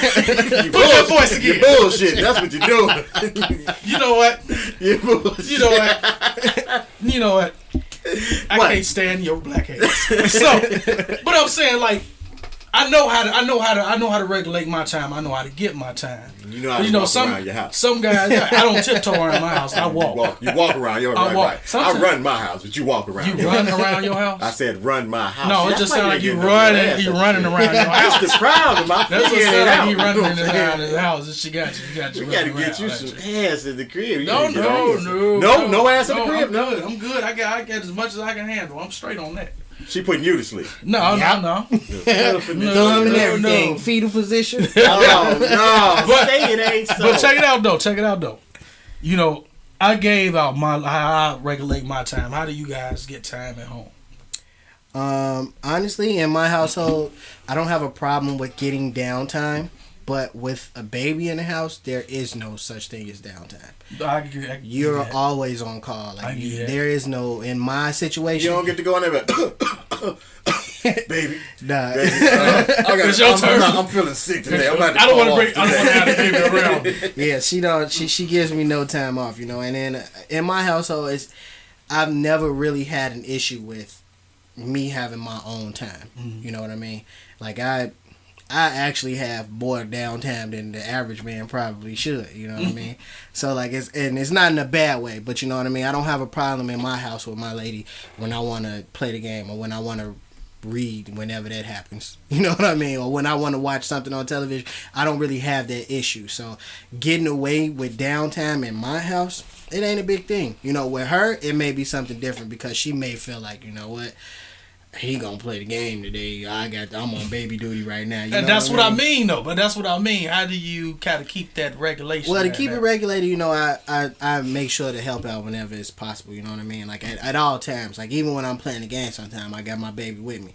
If she ain't sitting in my lap trying to play the game with me, she might be in her bassinet next to me. You know what I'm saying? I give her mom her downtime too. You know what I mean? But I honestly feel that in a house with a child, it don't even have to be a baby, but with a child, you don't really have any downtime. There's no such thing as downtime because when you want to relax, it's when your kid want to play. But you know what? My son is 8, but I guess that's because my son feeds off my personality. You know how I was when I was coming up.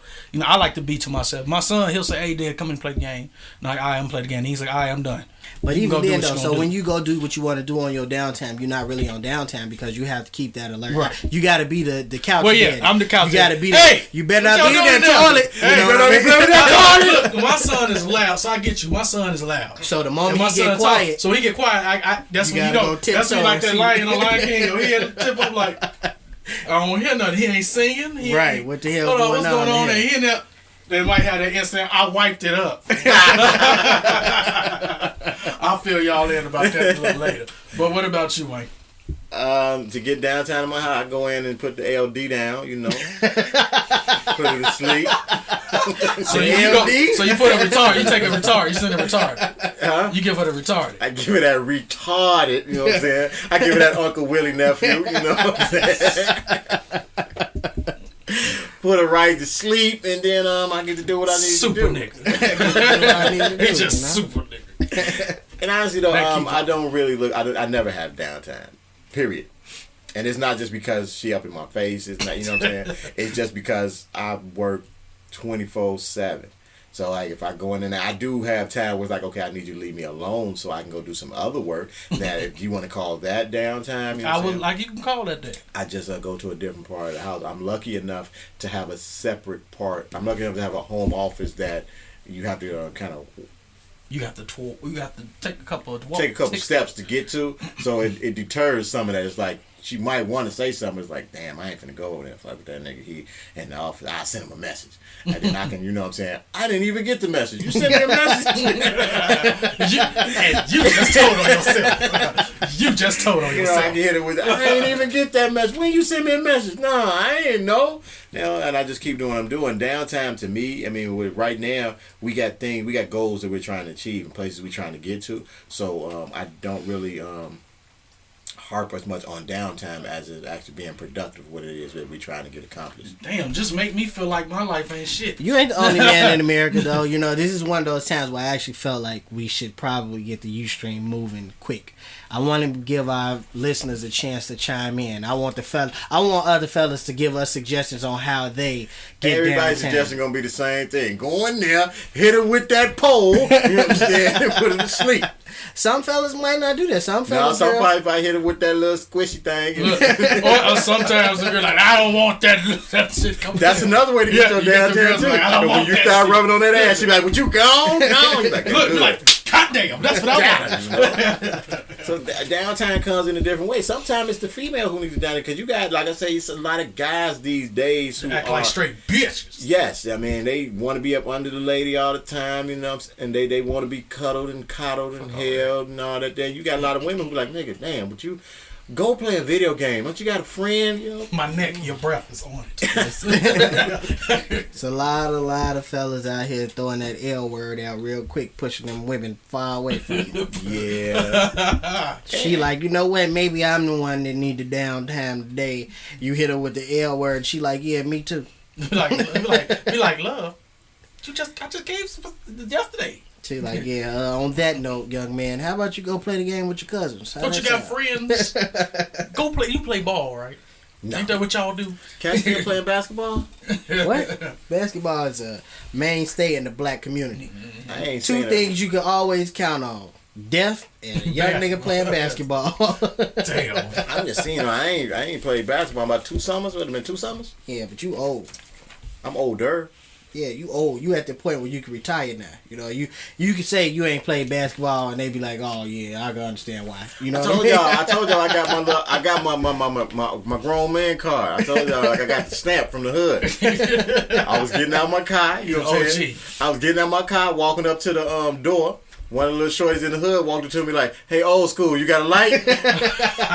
You know what I'm saying? How did that make you feel? Dude, it kind of made me feel good. You know, first I was like, Oh. I looked around like, me? Like, yeah, I'm like, no, I'm good, man. You know, I don't smoke. And you know, you shouldn't smoke either. You know, that ain't good for you. And you know what? See? You just turned into a damn G.I. Joe PSA. Hey, no, man. it's half the battle. I'm going to tell y'all now, ain't nothing wrong with getting old, bro. Getting old mean I done made it. I done survived. I done beat the statistics. I got gray hair. I got gray yeah, hair. you did. You almost threw an extra tear in there, but you got it. Yeah. Being a young man, it's actually odd to hear Mr. in front of your name, or to hear somebody say, you know, this is such and such's father. Or yes, sir. Well, Yeah, being you know what I mean? getting your own business, and they addressed you like, okay, Mr. Jones, how you want Right, us to that write your Mr. check? That Mr. prefix That's is something, you know. So- I'm picking up my daughter, and they're telling me, okay, Mr. Applewhite, have a good day.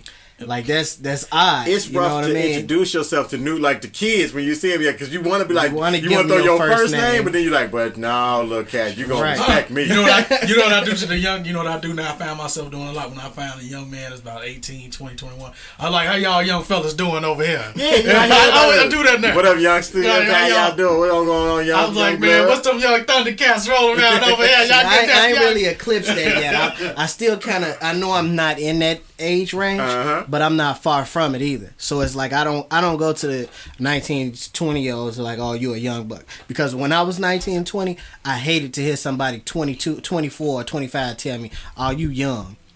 4 or 5 years don't gotta put wait you till you that get to far your away. 30s. Okay, Yeah, I'm wait till real you get disrespectful 30s. with it. I go to a young cat in the men, but I say, man, what you about? What, 19, 20? I'm 21. That's the same shit. You know what I'm saying? See, when you But get it's past, different coming from somebody who has double-digit years on you. When you get but to past have that- somebody to come, even if it's 9, you're like, okay, I can kind of see that. But to be 21 and somebody 25 to call you young, it's like, come on, nigga, you ain't far from me. see, it only applies when you get the 3-0. Actually, you get the 3-1. I need to give another That's what it PSA applies. real quick. What's that? Ladies in my age, it's hard to say this because y'all done already done it, so I mean you can't undo it. But stop giving your damn kids these names for shit they don't know nothing about. I was in the damn store, and the little heifer at the register, you know what I'm saying? Her name was Shitara. Like almost like from the Thundercats. Oh Lord, Chitara. It wasn't Chitara, it was Shitara. You know what I'm saying? And when I asked her, do you know what your name was? She's like, some cartoon my mom used to watch. You know what I'm saying? She actually said that. That's not her fault. It's not the girl fault. But it's the mama fault. But the parents don't understand. Like, you ain't got to live with that. Your kids got to. You imagine to go to get a job. Yeah, but she see, got great. This thing. Though. Everybody her age don't know. You know what I'm saying? They just Shitara. But when she meet a young fool like old fool like me, you know what I'm saying? I'm like, Shitara, really? Can you imagine? Can you imagine she get that job and yeah, man, she got MBA from here. She got great. Who's the young guy? Her name's Shitara Jenkins. Yeah, that's going right into the circle of five. Right into the circle of five. That's just a Negro. I mean, so you can't undo it. The girl got to pay for it when she get older. Yeah, she got to get rid of that. She got to get rid of it. But she was older. This girl was 20s. This girl, so she was working at the register. You know what I'm saying? Because I think she told me she like 20, 21, something like that. And you know what's? I'm thinking like she 21. Her mama gave her name, and I got to think about it.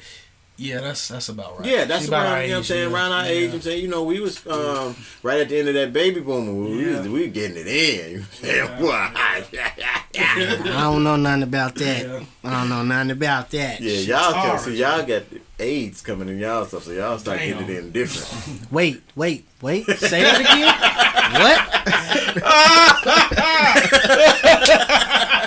What? Give me that one more time. We got what? Y'all had AIDS in your generation. In my generation. Yeah. Okay. You thought I meant you, but look, I didn't know you didn't mean me. When we start, we could go raw. We got raw dog. We was out there like westerns, bro. Just raw. Look, we just slanging everywhere. Rolling. When that package came up, whoa. Wait a minute. So we might have fucked y'all up. We might have introduced that AIDS stuff because we were just shooting everywhere. We shooting all on the walls. You know what I'm saying? It came from y'all. It came from y'all. I mean, I'm gonna tell you now. You go in my old crib with a black light. Woo!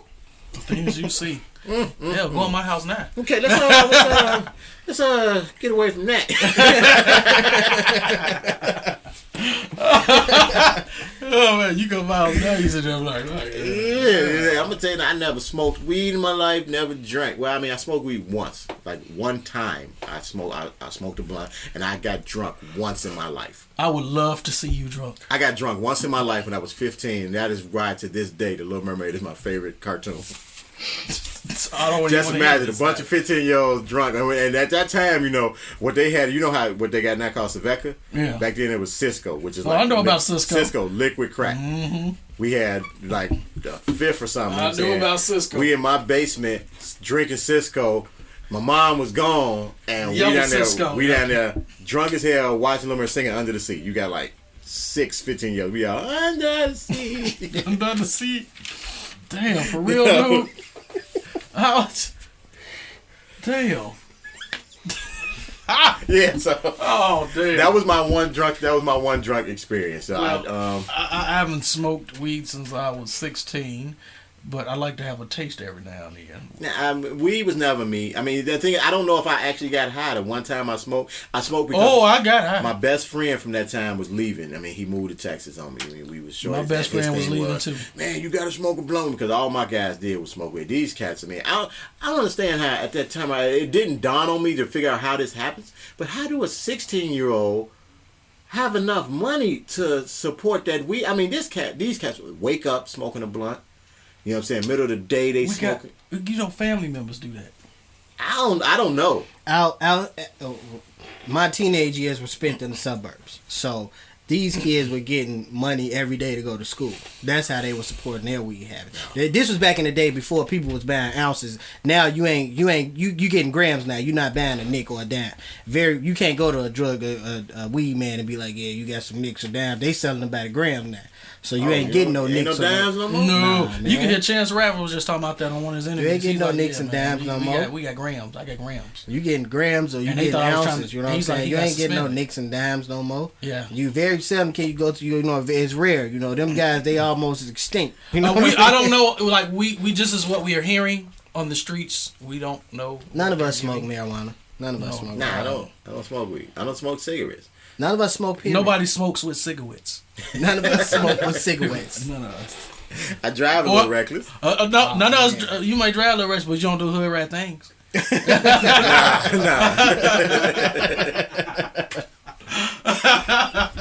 Nah, I don't do hood rat things. I'm good with that part of it. So. But my child, I had a great childhood. One of these days, I mean, throughout this here, we'll probably drop tidbits here. Y'all can hear. I grew up in the hundreds, and I just love the experience I had out there. So throughout this journey that we all going on, y'all get to hear bits and pieces about where we grew up. I might talk about some of my fellas out there. I missed a couple of them. A couple of them are gone. A couple of them passed away. A couple of them got locked up. So, but I miss my guys. Hopefully one day we have a reunion. I have a hundreds reunion. Get my people together. How'd this turn into I miss my dog special? Cause, you know what I'm saying? We just get to talk about your childhood. You know what I'm saying? You just rolled memory lane, huh? Yeah, I did. I went out on my own. I was actually just thinking that I miss my dude. We just gonna give you a solo and let you rock for a minute about the childhood, huh? We'll talk about that throughout the time we get to meet each other. Yeah, it'll definitely come, and getting to know all of us, childhood experiences from all of us. Now, okay, getting away from my childhood, what I want to ask, I mean, I don't know if it's a question or whatever. I saw the video about the bride getting her ass whooped over sitting on the burger. Didn't see that video. Oh, you ain't see the video. Now, this is her story that she sat on her burger. These her two best friends and their cousin beat her ass for like 2 hours. I mean, she had like 8 broken bones in her face, what? 2 black eyes. She got Were these girl cousins that beat her up? No, not her cousins. It was her 2 best friends and their cousin. It's all 3 girls. All girls. All girls. It's all girls in this here. So she had 2 broken teeth, 8 broken bones in her face, contusions, concussion, a bunch of stuff. She's saying it's because she sat on one of their burgers, and they lost it. But in the video, it don't look like it's over a burger because it's audio in the video, so you hear them saying with your stealing ass and your thieving ass, do that shit again. You know what I'm saying? Because like the video started off with her sitting on the couch, and the one girl is saying, "Get your ass up, go on, get your ass up." And I guess she says, "Yeah, I'm finna leave," and she's like, "No, you ain't finna go nowhere. Only way you finna go is you finna go take this ass whooping." And she sit there for a minute, and then one girl come in the camera, say something like, "Yeah, we finna teach this motherfucker whatever." Walk over there, grab her by her hair, yank her off the couch. They go to just stomping her out. Now, my thing about that, I mean, no matter what she did, I don't think the ass whooping she got was warranted. Because when I say they beat her ass, dude, I mean, it was like there was no real way for her to fight back. And this was not like one beating. It was like they beat her ass, got off of her, get your ass up. She got up, kind of stumbled around for a minute. Once she stumbled around, you know what I'm saying, they say a couple more things. She walked to the other room. They continue to beat her ass. Like they beat her ass for like 2 hours. And then... Why was she there? She there because these supposedly her 2 best friends. These are 2 best friends and their cousin. They called her. It's basically a setup now because what I'm gathering from the video. Well, why was she there for 2 hours after you got the first ass whooping? No. Because see, the ass, it wasn't like they beat her ass and you get up and go. You dig what I'm saying? It's like they beat her ass. She done passed out. They stomp her out. She wake up. They still whooping her ass. She get to go somewhere. They done took her phone, got her keys. They not letting her. They're not allowing her to leave. After they done whooped her for them couple hours, you know what I'm saying? They made her stay around there for just another hour just because they wanted to do something by holding her possessions and stuff. She couldn't even call nobody to come get her. After like that last hour, they got tired of her. They didn't crack her phone and stuff up, but they give her stuff and then let her leave. I just watched this video. Is that a man sitting on the couch? Holding a baby while all this going on. All this going down. While they whooping her, it's a dude sitting on the couch holding the baby. He not holding the camera. The camera's off in the cut. He's sitting there holding the baby while they whooping her around for like... An adult. Yeah, there's a guy sitting right on the couch. Grown man. Everybody involved in that video needs to go to jail. They supposed to be making some arrests. Everybody involved in that video need to go to jail. Whoever owned that house, I don't know how insurance works, but I got hurt in your house. Oh, she got hurt. Bring the picture up just to see it. Bring the picture. I don't want to see the picture. I don't like looking at graphic shit like that. I do. No, I'm talking the after picture where right, she been doing interviews and stuff. I don't want to see that. But whoever house that was, I hope it's that grown idiot that was holding the baby because I'm going to take that motherfucker now.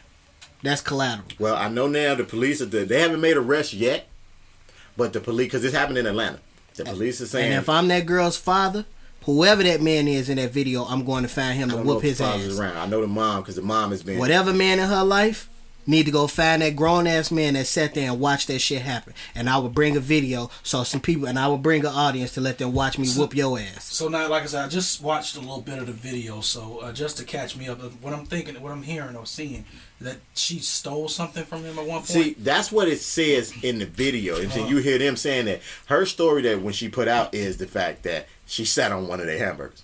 I don't give a damn what she stole. That's what she's saying. She's saying it's thought she over there with her two best friends and her friend's cousin is there. They getting drunk, kicking it, having a good time. She sit on one of their hamburgers. They turn up on her. That's probably what was the damn what pushed it over. If she probably did steal something from them, and it was nah, she gonna steal from us, and this bitch I can't eat now. She just shut on my burger. My thing about from seeing that video, you don't see when she comes in, and I think I don't think it had anything to do with the burger. I think that was actually just they set up. The plan was to beat her ass. Set up because they over somebody's house. The plan was she finna get her ass beat. She did this, and we finna whoop her ass. They call her over because they friends. We finna kick it. They ain't friends. And now she believed that they are friends. So now once we get her in here, get the door closed or whatever now we go clean in. Even better question than that. When did it become cool to incriminate yourself? You talking about like with the video? When did it become cool? I'm gonna tell you what. That whole thing of keeping it real, let you know I'm really out here living like this. I'm living this stuff. But the advent of cameras and everything and this YouTube stuff, the truth, just because people got a chip on their shoulder. Somebody always got to feel that they got to prove something. That's the lack of education. Yeah, and I agree with that. But with the invent of all these social media and video and stuff, now you can really see. I'm saying what I'm living how the way I'm talking. I'm letting you know that because I got to prove this point, which is the dumbest thing in the world. There's no sense of, not sincerity, but there's no sense of, I got to try to keep some parts of my life in the closet. I got another question when we're talking about this, since we own this subject with that there. You got the guy sitting there with the baby. Now, when is it okay would it have been okay? He's sitting there watching them stomp out this girl. He jumps up and slaps one of these girls. In that situation, if that's his daughter, that's not his daughter. He's sitting there. You know what I'm saying? Okay, just say, not even say he was sitting there. Say this is going on, right? And I just happen to walk in on this here. Okay. I see 3 girls whooping on one girl. I go to break it up, and my only way to really stop it is to just go in on these three girls. Is it okay for me, a man, to hit this woman at this point? I think in that situation, initially you go in and you pulling. Hey, get off her. Right. Get off her. Get off her. Once the situation turns and it seems like you can't get no control or you're being attacked now, then at no point do you say, okay, I ain't going to hit her because she a girl. I think at some point we have to, as a civilization, understand that it's not all right to put your hands on another human being. There should not be a gender attached to that. Because guess what? If a man hit me, I'm going to hit his ass back. If a woman hit me, I'm going to hit her ass back. There's no reason for you to put your hands on me like there's no reason for me to put my hands on you. If I respect you enough not to put my hands on you, whatever we going through, I deserve that same respect. Chris Rock told me there's always a reason to do anything. That there's a reason to kick an old man down the stairs. You just don't do it. So to say that there's no reason to hit a woman, that's a lie. There's a reason to do everything. Just don't do it. But there's the thing. I don't want to say that don't hit a woman. Don't hit a person. Because I honestly feel if you hit anybody, a man, a woman, an old man, an old woman, a kid, whatever, you should always expect to get hit back. Well, Mama told me a person hit you, whoever hit you, hit their ass back. Exactly. You knock I would knock their head in between that wash and dry. what would you say on her show when she told that woman? She said, Rose Perez got mad at her, and a lot of women on that show got mad at her when she said. Rosie Perez didn't get mad. No, I thought Rose Perez did get mad. No, what Rosie Perez said was she thought Whoopi was out of line at first when she heard what Whoopi was saying, but then when she saw the incident, she jumped right on Whoopi's side and said that woman need her ass whooped. Yep, like what you say. These women should not expect that every man was raised or heard, hey, you should never hit a woman. She's like, because you going to find that one that ain't heard that or don't care and going to knock out of you. So you can't come. So the best thing to do is never put your hands on anybody. But the thing man, is, woman, I don't whoever. think in certain instances the man is the problem. I don't think the man is the problem all the time. Right. I think the woman is the problem, and it is gonna sound bad, but not saying that women do things to get hit. But the thing in a woman's mind is, I can do whatever to this man, and he knows he's not supposed to hit me. But see, that's when she came in. She said, the women got to get out of that mindset, because you're gonna find a guy that don't believe in what you believe in, and he's gonna knock the shit out of you. And the thing is, it's simple. It's simple. We should respect each other as human beings. Yeah, that's what she said. You should respect them as human beings. If I'm gonna respect you as a man, knowing I'm more powerful than you, there's no reason that I should get to the point where I want to put my hands on you. If I see the situation going to that point, you know what? I'm gonna step away. If I can give you that same courtesy, why can't you do the same? You would never hear an incident where Jamarcus hit a woman because he was upset. He was frustrated. He had a bad day. So he came home and smacked the shit out of his wife. It won't happen. What you might hear is Jamarcus went home, his woman was talking crazy to him. He told her to get out of her face. She slapped the shit out of him. Next thing we know, he in jail. It's a possibility that could happen. Well, see, the thing about that, and I'm going to let y'all out there and our audience understand this here. All the men already know this. Women, is just a tidbit information for you. If you get that upset with your man where you have to hit him, punch him. Please don't slap your man. Above the face. Yeah, when you say punch, you got to throw that punch around the chest and shoulder. No, I'm going to tell you now. Both of them going to get you whooped. They are. Don't get me wrong. Not necessarily. If you punch him in his shoulder, if you punch him in his shoulders, he gonna roll that one off. Girl, going you crazy. Go on somewhere. Stop playing with me. If you punch a man in the face, he doesn't really black out. You're gonna get hit back just off GP because you punch him. You slap a man, he gonna black out on you. It's real disrespect. You might well spit on him. He gonna lose. He gonna black out. He gonna forget where you gonna wake up being choked up over his head or something. You know what I'm saying? Before you hit the ground. Please, ladies, do not slap your man. And look, I'm gonna say this. I had a car accident, so I got injury. So if you hit me in my face, I think you trying to kill me. Ladies, don't even mess with Poppy because he on that 4-5 go get him. You know what I'm saying? He ain't really trying to fight nobody. He's shooting women out here in the street. This cat here. You know but here's the thing, okay? So if we ask a woman, when is there ever a reason for a man to hit a woman? She's gonna tell you 90% of the time, no. Very rarely will you. I'll give them 80. There are some women that feel like, okay, no man should hit a woman. There are some women that feel like no woman should hit a man. If you hit a man, you're going to get hit back. To those women who do believe that there's no reason or no time where a man should hit a woman, I pose this question. You and me are out on a date. You start mouthing off to a group of females. 6, 7 of them. Big burly bitches. All of them look like... I mean, these hoes... 6'2". Baby D. Whoa. These all porch monkeys. All look like they should be on the porch sitting on the bananas eating bananas. You mouth off to them because it's Black History anymore? No, it's over. You mouth off to them because you tough. Just so happened, the ringleader slapped the shit out of you. When she go, all of them go. Me being your man and the only person that with you, do you not want me to still hit a woman? No, she wants you to just pull them off. Just stop. Leave my woman alone. Stop.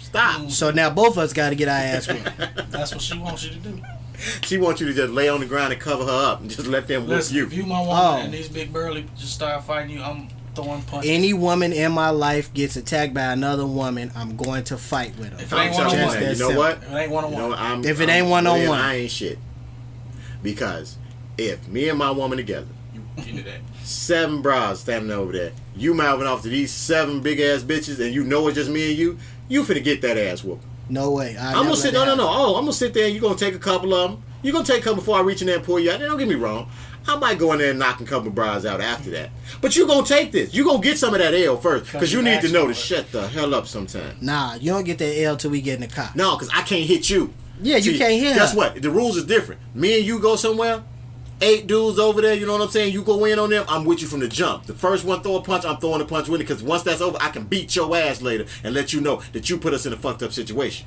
I can't beat her ass later and let her know she put us in a fucked up situation. So she got to take some of that ass whooping before I jump in there and save her, because she got to learn that lesson the hard way. Nah, then you got a situation like this where your girl walking around with... No, see, I'm there to referee it. So basically you said, okay, you know, that's that first one. The police ain't going to care that she got y'all into a fight. No. I'm going to spend the night in. I'm going to spend the night in. But what happened is when that first girl slap her, pow.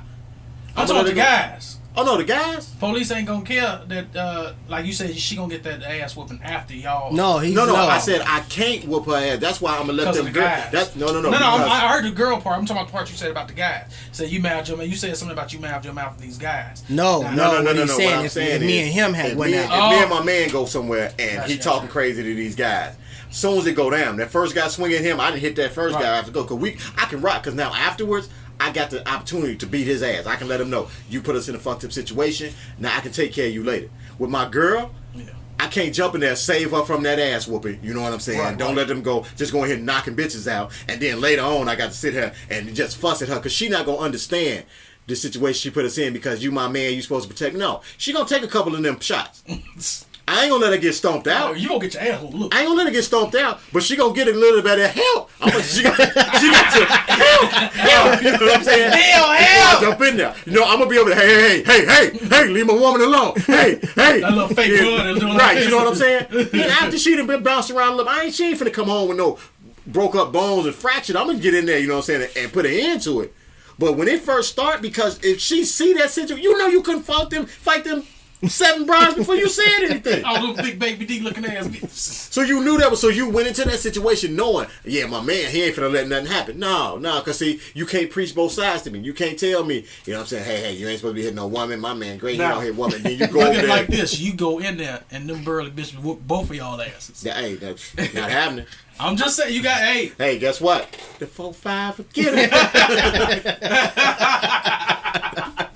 I started the fat. You know what I'm saying? I ain't going, bro. I tell you, I'm not taking that L, bro. I'm not. I'll steal that one and pull my lady and run. Can you imagine you take that out? Boot, baby, let's go. Baby, let's go. You know what I'm saying? You hit that first one. Hey, them big bitches fat. Man, them fast to the motherfucker. You know what I'm saying? I got auto start on the car, you know what I'm saying? You know what I'm saying? Before it go. Y'all get in that car. Because guess what? Guess what? As tough as we are, guys, you assess the situation before you get into it. Of course. So when she started talking crazy, you already sized these brides up. Like, okay. We can't take all I 7 can't of take them. all of these. Right I gotta hit that one and go. Okay, so soon as my girl, I'm close to my girl, so when she take the first hit, I can yank her up. you know what I'm saying? I can steal and yank and go. Then, you know what I'm saying? I can get into it. But if she actually go in for that, she gonna get a little bit of that first. Before I break that up and get But in this is there. the question I pose to any women. Do you think any woman gonna say, nah, you ain't supposed to hit them? Hell no. No, you know what? You see, that's the question. What you asking is the fact of the matter. Any woman who will be in that situation with you and start that, believe men should be hitting women anyway. Should? They believe in that men fight women stuff. If you with a woman and she antagonizing 7 brides who she has no chance of She fighting, already know you gonna she fight already with got them. that mindset that men fight. You know what I'm saying? That men fight women. Now, see, if you got a woman who really be on that, men ain't supposed to hit women and all that there, when she go into the situation, first, she not going to antagonize them. Now, they might be getting at her. What she going to do is try to get up out of there. I don't care if y'all at Uncle Julio's or at Roscoe's Chicken and Waffles or whatever, and y'all to pay for y'all food. Y'all done already paid for y'all food. Food ain't came yet. When they start up, your woman who don't believe a man's supposed to hit a woman, go back, baby. Come on, let's go and get up out of here because they tripping. Look, we ain't got our food. No, we good. We go outside. Like, well, why we got to leave? I'm hungry. You been asking to come over here all this goddamn time. And she go no back, one nigga, had to go let's somewhere. get up out of here. I don't want to leave till I get my damn well, you know what? I'm chimichurri. going to the car then. You stay up in here. Look, with I paid for them burritos. Then I'm going to the car. You stay here and get that. I'm going to give me the keys. Give me the keys, and you might not have your vehicle when you get out there, because she ain't gonna be in that situation. The ones who believe that a man ain't supposed to hit a woman. Now the ones who a lot of them who coming up now, who coming up in it, because we got a lot of streets raising our daughters. Yeah. They don't believe in that gender. They on that. You know what I'm saying? They gonna hit you first. Yeah. And they ready for the hit. They ready for the fight. They ready for the fight. Pop out. So they gonna jump, and they believe they got a chance in that fight. Yeah. Because we got a lot of cats, we got a lot of young men who ain't been taught how to throw them hands either now. So they giving women. I seen this bride online beat the brakes off this dude. She was a dyke, you know what I'm saying? But I mean, she beat this dude like she was Floyd and he was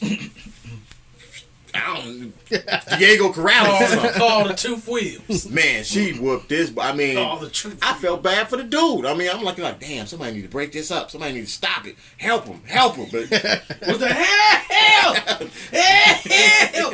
She went in there. Y'all just gonna stand there. Why you ain't just with that fat on me? Y'all just gonna stand there. Me personally, I don't believe in hitting women. I don't believe I should ever have to hit a woman. what I'm saying? I'm like, if we're in a relationship, I'm never hitting you. So you believe you're not above hitting a woman though? I'm not above it.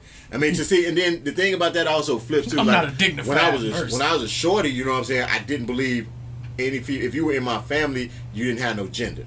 So like if you was a cousin, sister, whatever, you ain't had no gender. You just getting your ass. We just fighting. You dig what I'm saying? That's family. But then once I got a little older, you know, you start actually going out with girls, stuff like that. I'm in the mindset, if we're in a relationship and it get to the point where something like I gotta hit you, relationship over. I'm just gonna, and I don't mean I'm leaving for the night or whatever. If you get me to that point, I don't need to deal with you because you're gonna get to that point again. You're gonna put me somewhere where I don't need to be.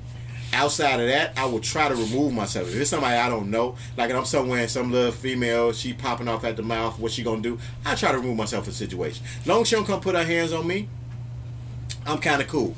And like for the most part, depending on what she put her hands on me at, you know what I'm saying? I'm gonna tell you now, I'm strictly off. You can't hit me above my shoulder. You can't hit me around in my nuts and nothing like that. I might take one to the shoulder and just kind of, okay, you done got your one.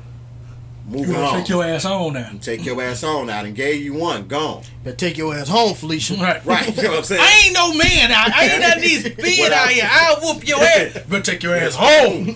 What I will do is shake the shit out your ass. You know what I'm saying? I grab you, know what I'm saying, and ragdoll your ass real quick. Because, you know, you get a good shake around the shoulder where that head go backwards and come forward real quick. Give them a whole new understanding. You know hey, what's that dude that live in color? He's like, bitch, you scared of me. You know what I'm saying? It's shaking like that. It give them a whole new understanding. Because then I think once you hit them with that, they realize, okay, he do got a little strength. If this nigga hit me, it might be a problem here. And that'll let you assess it too. Because if you whiplash her like that and she still want to go, you're like, okay, this bride's crazy. I got a fight on my hand. You know what I'm saying? So, I might have to fight her. I try to get away from the situation. And I mean, you never win in that because you never win. You never win. If you beat her down, you know what I'm saying? Everybody, she has to. Down. That woman has to literally damn near kill you. About to kill you. She got to be Ronda Rousey. You got to be out there fighting a pro MMA fighter or a pro boxer for you to even for anybody even to say, well, he had to do something. Right. Or what that person say? You have to first kill my mama, shoot my dog, and stab me in the foot before I can even put a hand on you. And then you still. No, that's what he said. That's not the law. He said that's how the law look at it. For society, yeah, to be like, that's like saying, to get on your team. That's he's like, man, you have to literally, you got to do all that before it's deemed all right. That I whoop your ass. I got to be damn near dead. She shot his dog, you know. Shot his dog, stole his money, kicked him.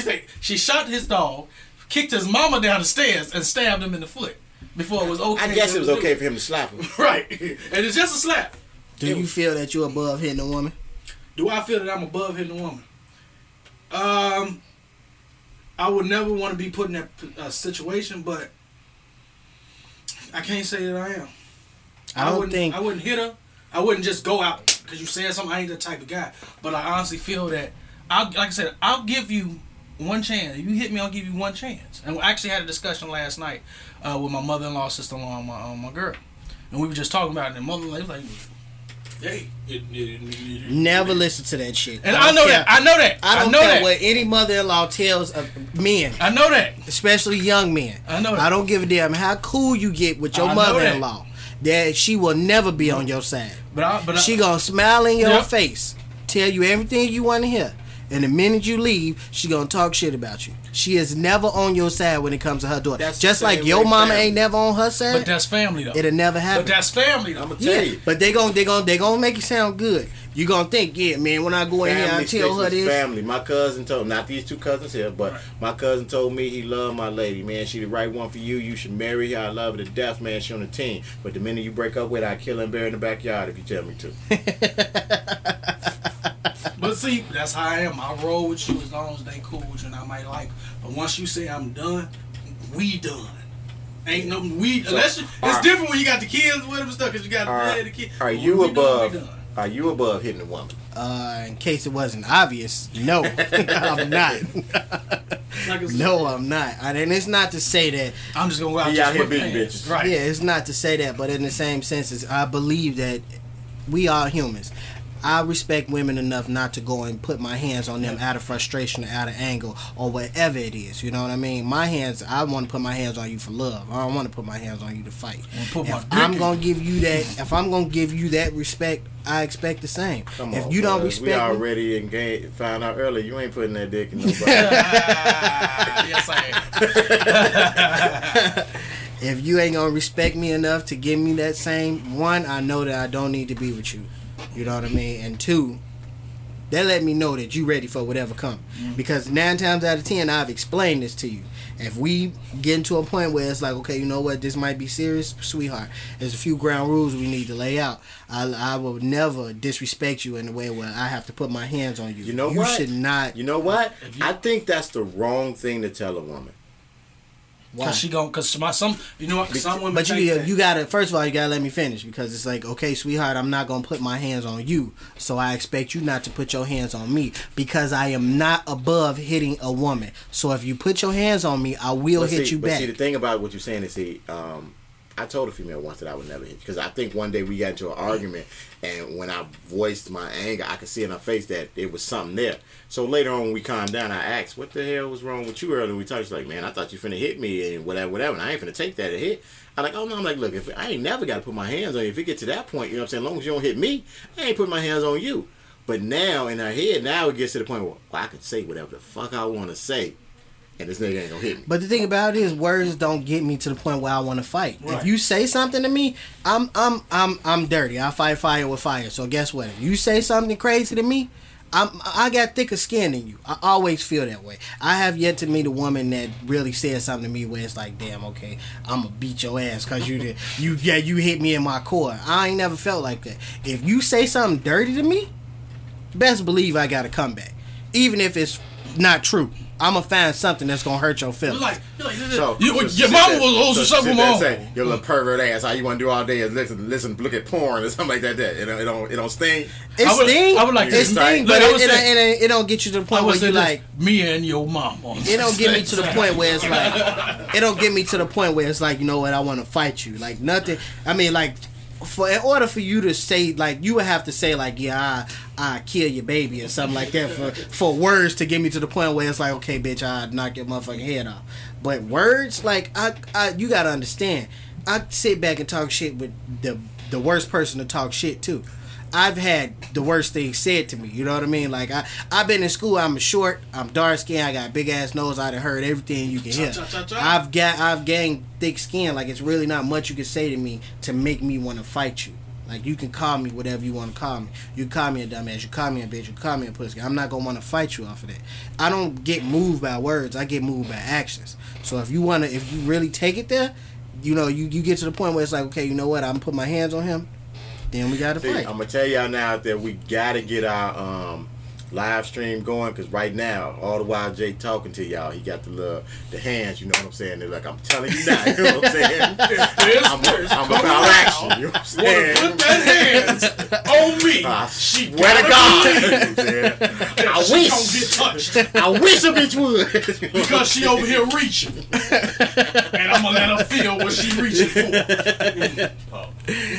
Nah, man, but it's just, you know, I don't get moved by words. I think it's ingrained in them. They say things to piss you off. A woman's mouth is a weapon.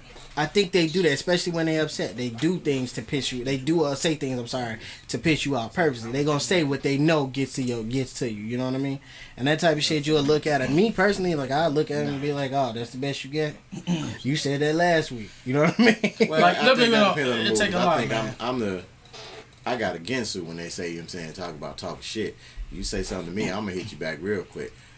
But there are times when she can say something, you be like, did you just say my mama? I never had that problem.